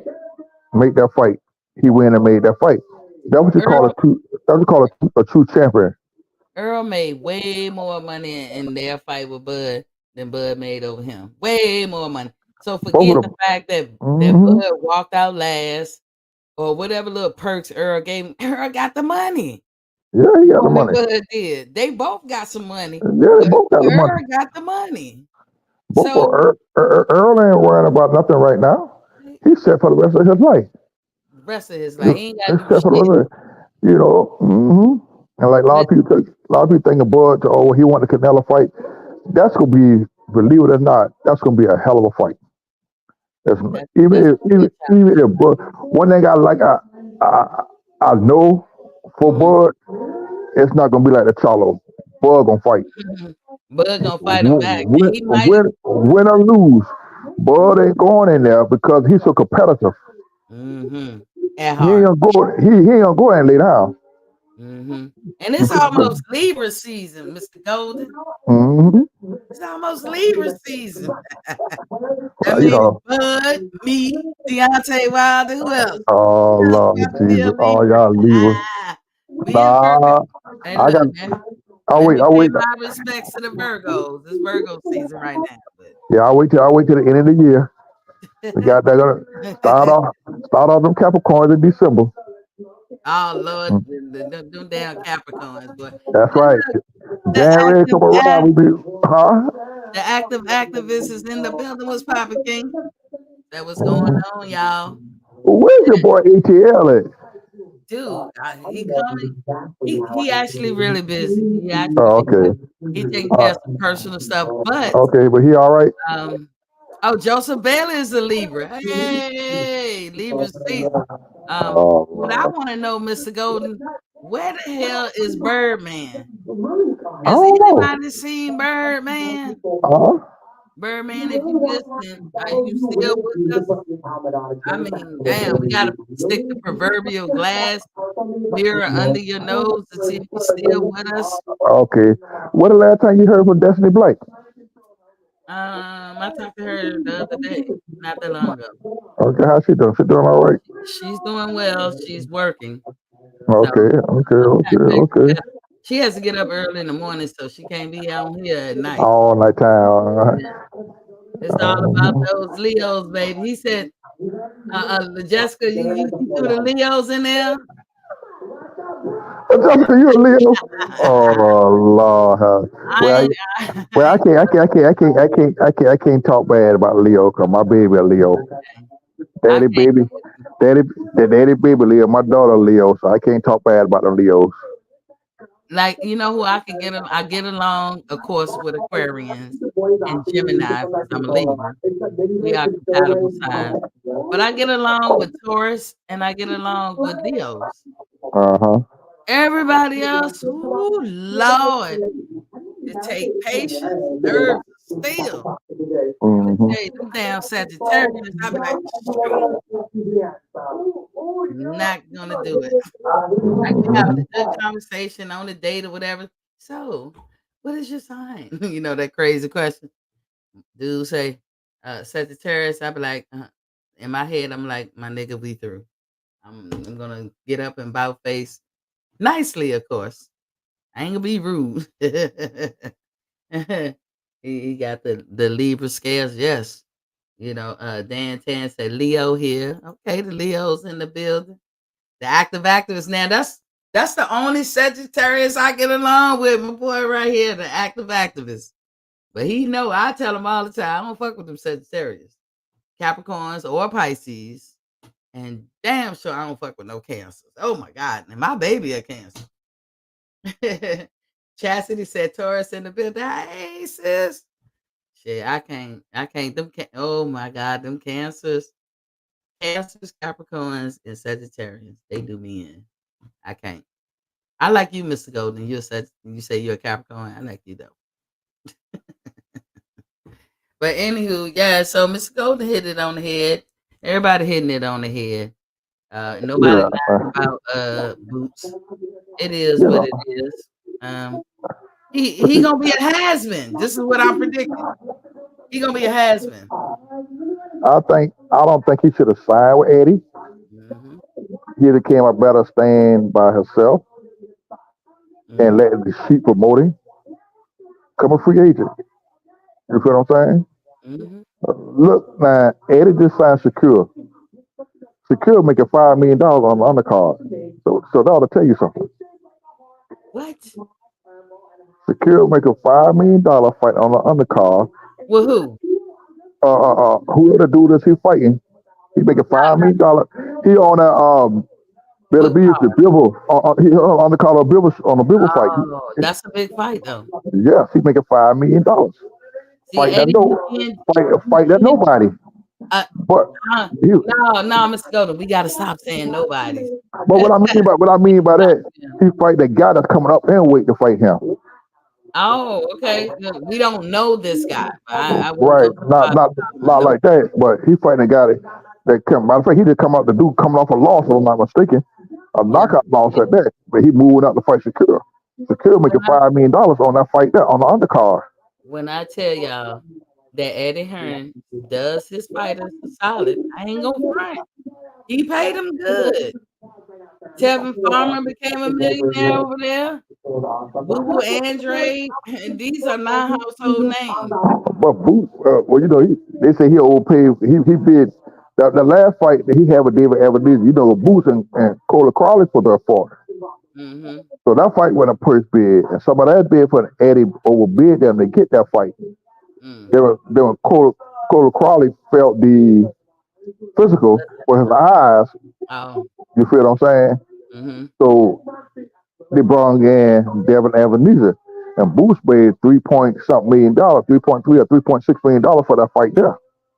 Which Boots. he overpaid for that fight. So I'm gonna say this about Boots. Boots also act like he's entitled. He act like he's entitled. We already know you the goods, Boots. All you had to do is be patient. You can't say you can't do it. Because if Terrence Crawford can be patient with all the shit that he went through in his 20s all the way up to now he getting his recognition, anybody can be patient. But see, I think Boots' problem is he letting what me included, what we say get next to him. He ain't fought nobody. He this and he that. He's an email champion. He got 30 something fights. He haven't fight no real competition and none of that. So, he letting that shit bother him. So he wanna rush, oh, I want Bud Crawford. What? You're not ready for that type of you're not ready for a fighter in Bud caliber. I'm not being Not biased, but worthy. You not worthy. it's And I not ain't gonna call him no I, bum, but he ain't I'm worthy. not I'm not saying he ain't worthy of it, but I'm just I'm saying right now your skill level with the competition that you have had and what you have shown in your thing, you feel what I'm saying? You need to prove yourself because you haven't been in a 50-50 fight yet. Exactly. Exactly. You, you have not been in a 50-50 fight yet. Exactly. Even Brian Norman, we have seen him come from adversity. When he got knocked down, he got up off the canvas to win a fight. We never seen Boot do nothing like that. Never. Chastity said, yes, Boots is kind of arrogant. Boots is, Mhm. he's spoiled. He's the typical baby of the family. He's spoiled. He's impatient. And like I said, I go back to when Boots was 19, 20, 21 years old, and he was calling everybody out. He just knew his shit didn't stink. And the old heads had to tell him, man, calm down, slow your temper. That hey, look, get some experience. Cause as good as you are, you will make a mistake. And they know it. Your future opponents know it. So to fight somebody that's an elite fighter right now, that's just crazy. And somebody in here said, "What's an elite fighter?" Y'all know what an elite fighter is. You know, you can't call yourself elite, but we as the public or the fans can call you elite. And ain't nobody ever said that about Boots. Never, not once. So, and he ain't never fought nobody that we know is elite. If he was elite, why was he never up there in the top 5 on a pound for pound? Never. He ain't became a champion until he got it through the email. He ain't a moneymaker. He ain't a pay-per-view star. What he is an excellent boxer. And it does supposed to be his chance. But if he don't make the right moves, he could be a has-been. And I can see that happening. Chastity said, I call him baby boots. I call look, I call his fans bootlickers. Oh Lord. I call now. I'm looking. I would give Barrios, Staniosis, and no one a pass far as being an email champion because it's not their fault. Bud move up. You feel what I'm saying? But Boots, you didn't try to fight none of the boys for the title. You did what you did to get Yeah, that title. you got a You point. feel what I'm saying? You did what you You did. got a You point. knew, y'all. He knew Earl was gonna get stripped. Whoever won that fight out of Bud and Earl, Mhm. he knew what the IBL was gonna do because they already done talked about this shit. That's why Yeah, he jumped out and went the IBL route because, like I say, he had a couple of times to do it when he was at the WBO. All he had to do is activate his Mando, and and he you would have know got the what? fight. Again, if Spence would have won that fight, the IBF would have been chilling. They'd eventually made him and Boots fight, but they wouldn't have took it from No, Spence. no, The just the, they would have held the fight because they knew Bud them had a rematch clause. yeah, yeah, that's what I mean. They wouldn't have took it from Spence, but they got. I don't think Bud got bad blood with the IBF, but I don't think they close and got that good bond like he got with WBO. But Jessica said I call his fans Spooks fans. But a lot of them Bootlicker forget Spooks that fans. the boss say if he would have lost to Earl, he would have had retired because he knew Earl wasn't going to come back and fight at 154. I mean at 147. Earl's going to move up to 154. He would never got a chance for the undisputed again because Earl would have dropped the belt to move up to He 154. certainly would, and then we can be mad all day, but we would have Right, had to eat that shit right. Boss said, because they all do it. yeah, because Boss said he was going to retire. If Earl would have won that fight, Earl probably he would have got a rematch, but it'd have been at 154. But it wouldn't have been for undisputed. Yeah, and you know what? I said, you know what they should do? They should give a big incentive to those guys who becoming undisputed to want to stay in the break in the division and Mhm. defend it at least like 5 times. Offer them a $30 million or $20 million bonus They for not, defending the belt 5 times. Do that, and you'll see these fighters make undisputed and stay around a little bit to give some other folks a chance. right. I But mean, but I I thought I thought when Boot had fought Ebenezer that he satisfied his Mando with the IBF. I was surprised when the IBF came in and mandatory to fight here with Cannon so quick. I thought the IBF you had to do what 18 months or something like that. But kind of find Oh, out that he wasn't. It was a volunteer man. It was a volunteer fight because it was a replacement fight. But I don't I thought he was so satisfying his Mando with the IBF. I don't know what it was. I know with the WBO is a 9-month interval, and they give wiggle room if you're considered a super champion, which Bud was, and they will give wiggle room for a bigger fight to be made. Yeah, Going for undisputed it's is up, a bigger fight. right, it's up to the sanctioned body, Mhm. all sanctioned bodies, whether they want that title to be on live for the unification. You feel what I'm saying? Yeah. Even, I think I could be wrong, but the IBF could have said no. Coulda, shoulda. It's not going to be what you undisputed. Because we're not going to put our bet online. They shoulda said it instead of doing it the way they did it. Cause you That's it. sanctioned the damn Right, fight between Earl and Bud. Bud ain't had right. that belt 2 months and you took it from him. Mhm. Now the person who caused the damage or the violation of over marinating was not Bud, it was Spence. Uh-huh. But you took it out on Bud, And just okay? like Charlo, for prime example, Mhm, when he went up and fought Canelo, mhm. and the WBO stripped him. Yeah, the belt. Only reason why the WBO skipped Charlo is because he kept bullshitting him around about fighting Tim Zoo. And that's the difference That's the difference. because because He, because Charlo does not conversate with these sanctioning body belts. That's not why they only, don't give a not fuck only, about taking this shit. not only that, Lady T, Charlo had broke his hand. Mhm. That threw the fight off. Right. Then it's what they made the fight again. He ain't ready. He's still under medical thing. He ain't ready. Then they say he wasn't supposed to fight till the following year. But Oh, see, I knew soon that. as that guy, the Canelo fight came in, he jumped. He ready to fight the Yeah, same year. So yeah. you've been fucking around this man here. You ain't been ready, but all of a sudden you ready to fight Charlo, but you can't fight Tim Zoo. That's how Tim Zoo got the Got paid. WBO. That's how Tim Zoo got the WBO title Right. And you remember that for Tim fighting Tszyu for Charlo right. was made back in June of 222. It was made Mhm. then, and it was due January 29th, 223. I remember dates. Right. And, and And he would never fight Tim Zoo.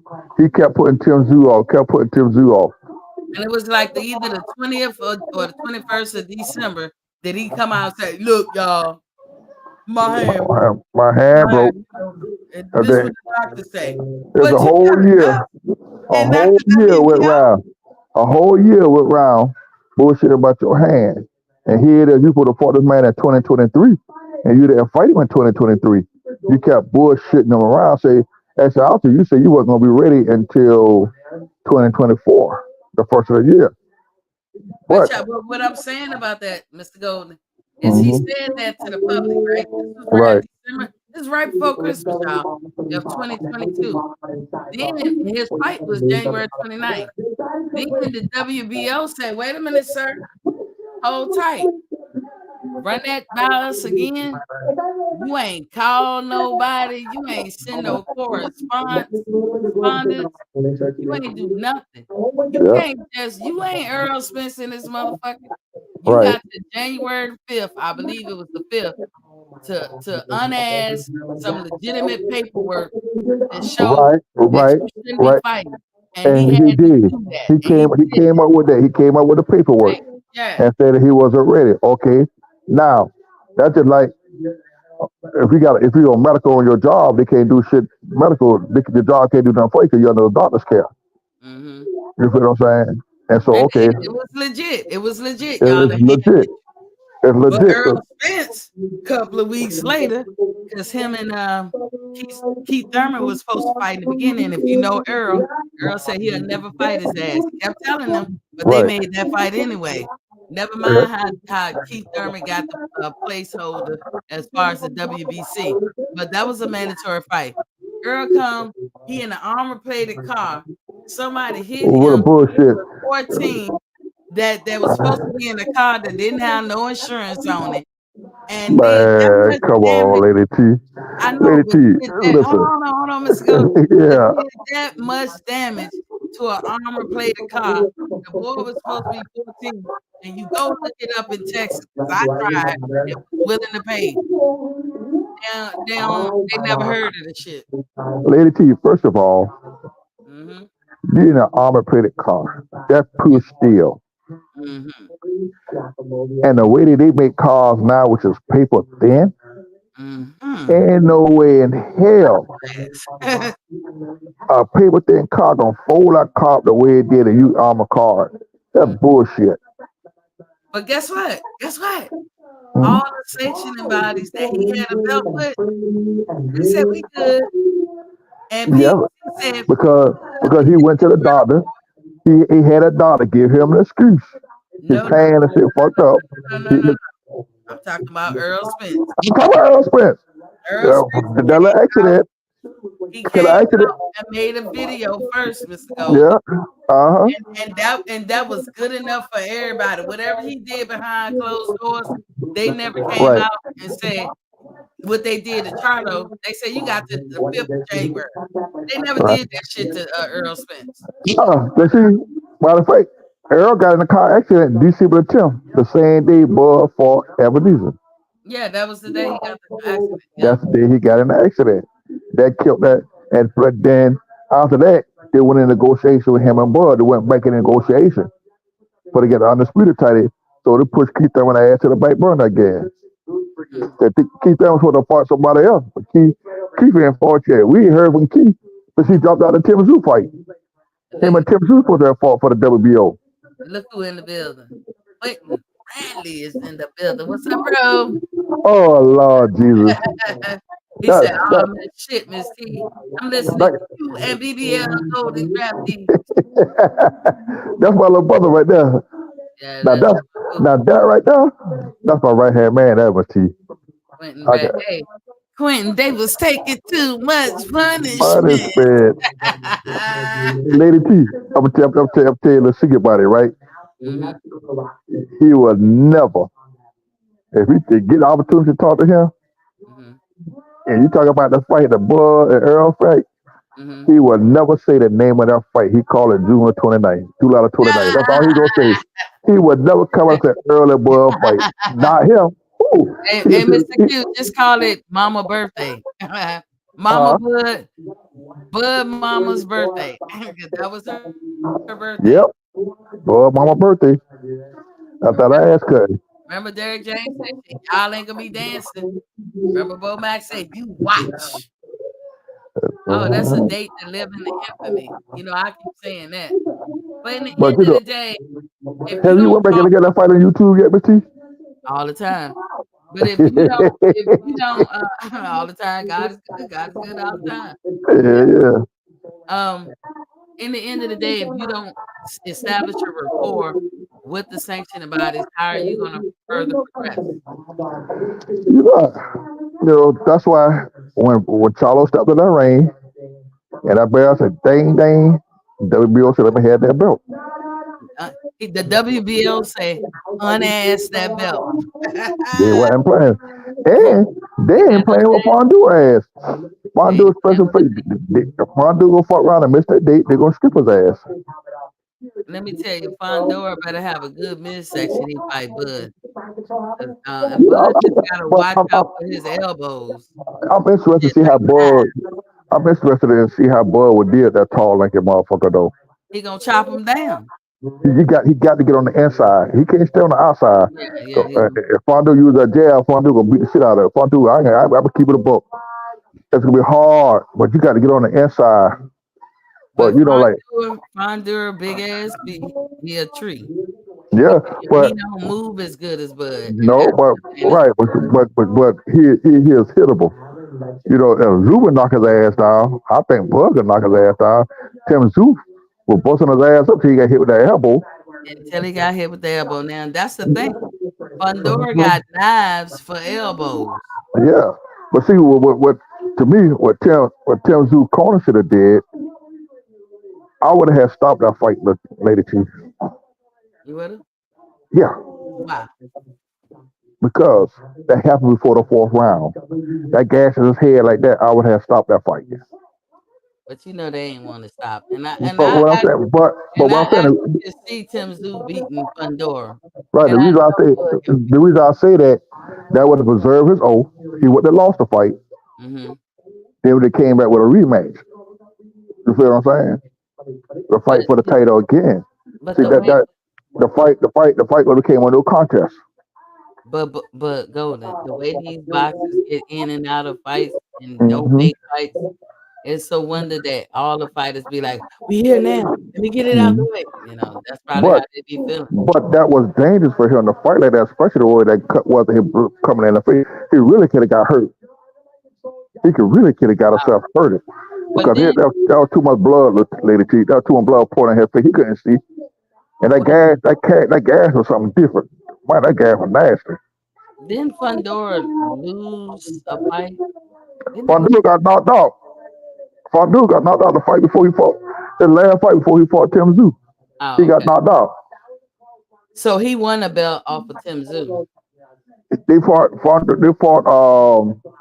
what belt? Yeah, Tim Zoo had a WBA, the Oh, WBO, and they fought for the WBC. oh, okay. The WBC was vacant, and they fought for that. So Guess Tim Zoo, you look guess at who might be fighting? Fondue was a replacement for Keith Thurman. Oh, okay. Guess Yeah. who about to get the maybe be fighting? Ooh, Maybe. Earl Spence and Danny Garcia. That'd I believe that when I see it.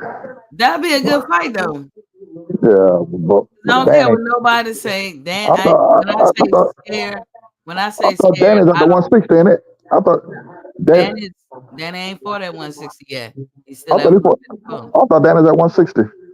He fought at 154. I have not seen or heard him fight at 160. But Danny, lest people forget, was hurrying up getting out of Bud's way when Bud came up to 140.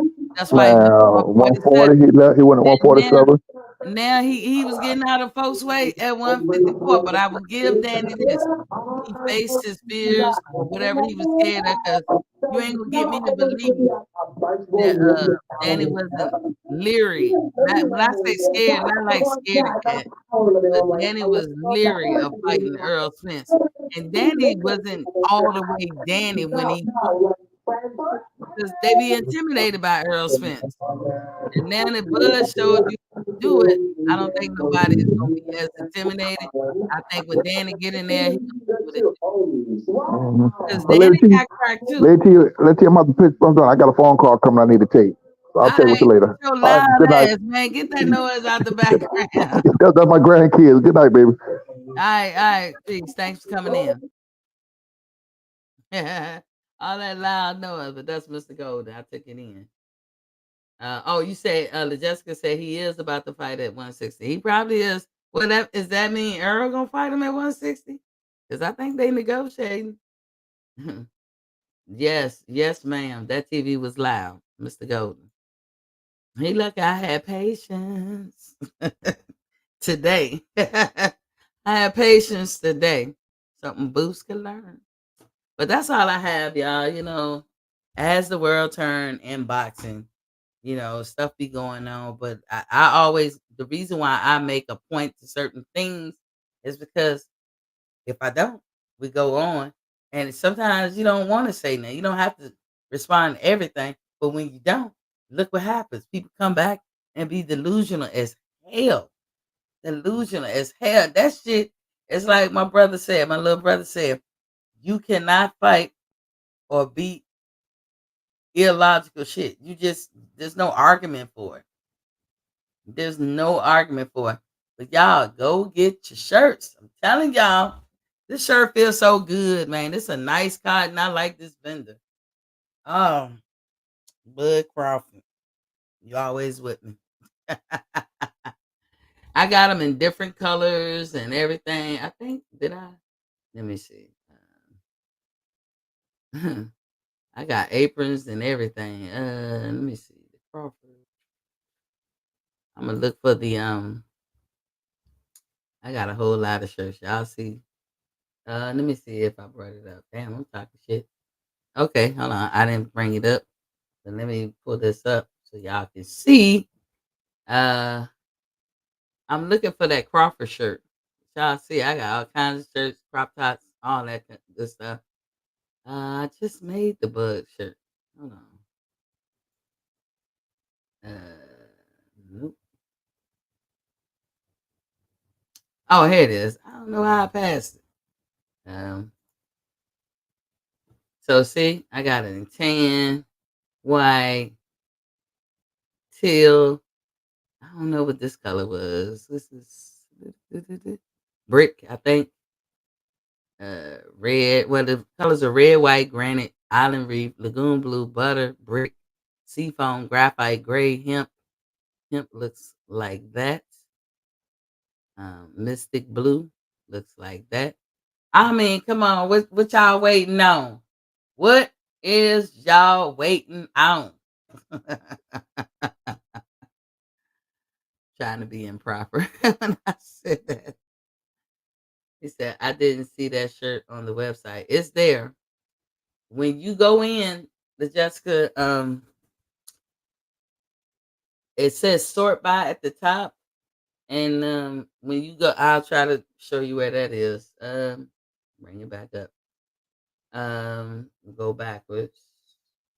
It says sort by right here. I don't know if y'all can see my cursor, but under products, you got filter, availability, price, and then it got sort by. Go under there, hit the drop down, and at the bottom it say date new to old. And you just go down to the bottom of that page, and there it is. I got Eagle shirts too. For those who like the Philadelphia Eagle.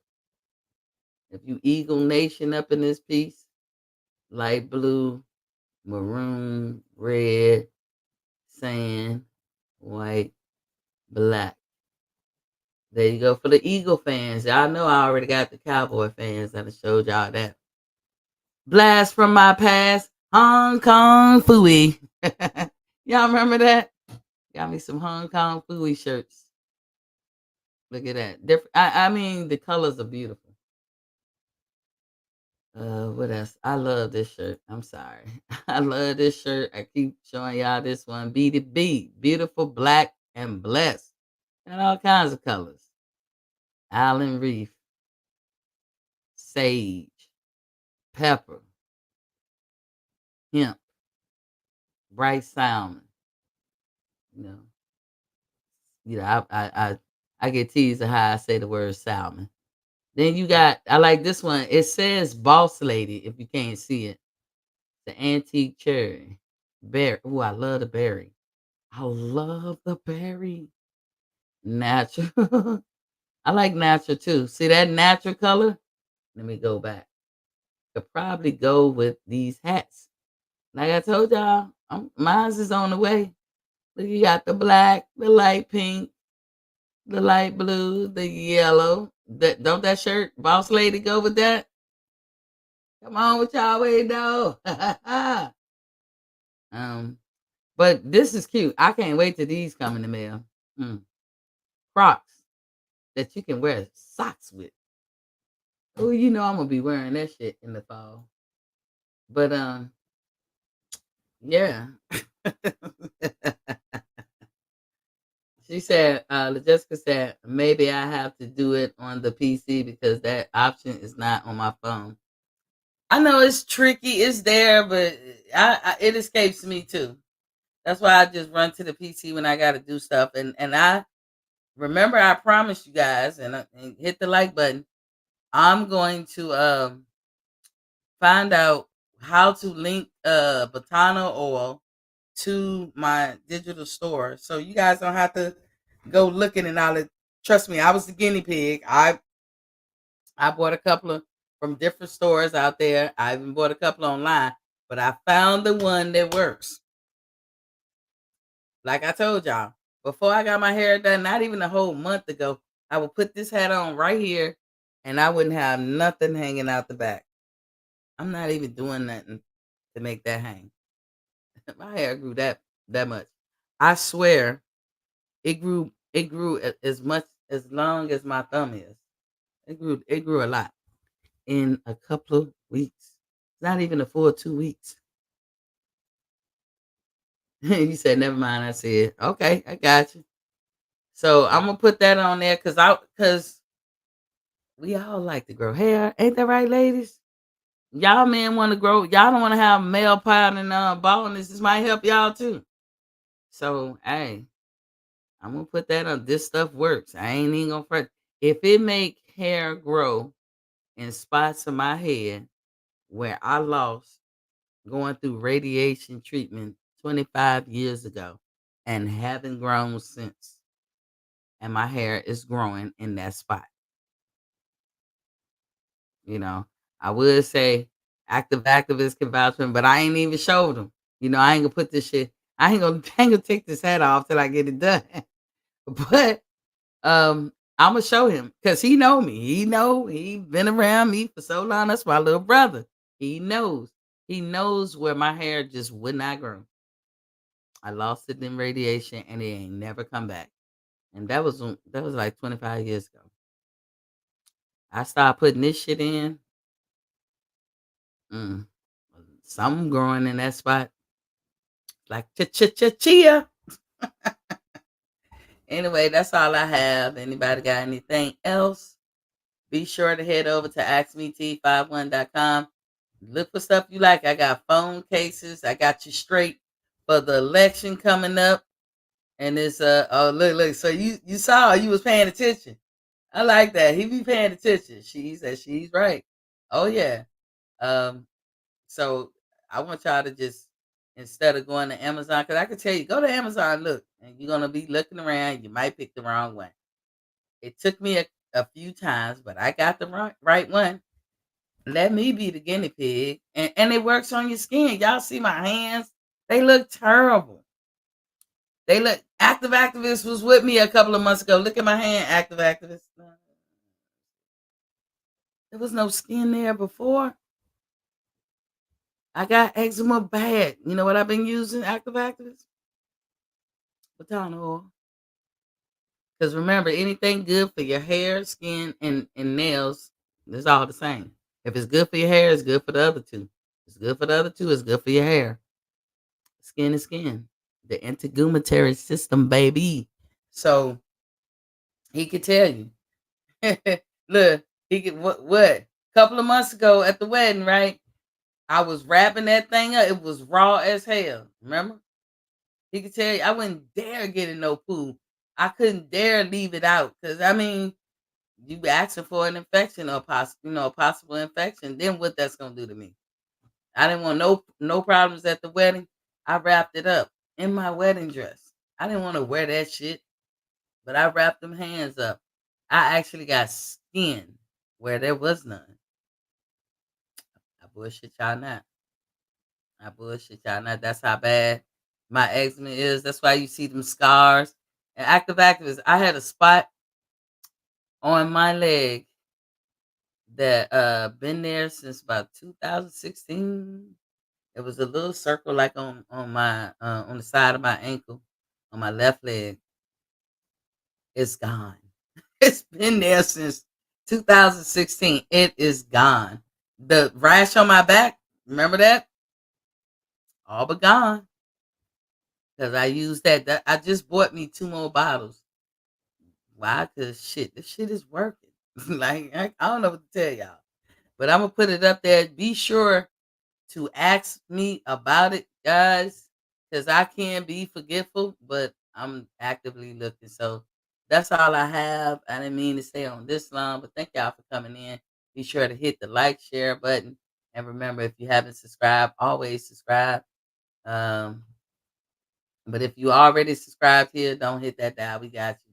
He said, "Oh, yes, sir. I'll show you when I get out. We're gonna FaceTime. I'm gonna show you if you can. I know you're driving. My bad.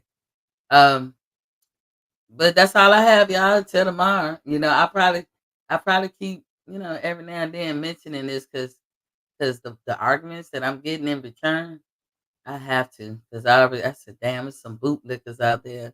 I can't go through no Earl sexual reminiscing tour with the bootlickers. I was like, man, I can't do that no more. We got to shut them down before they even get started. But thank y'all for joining me, and I'll see y'all tomorrow.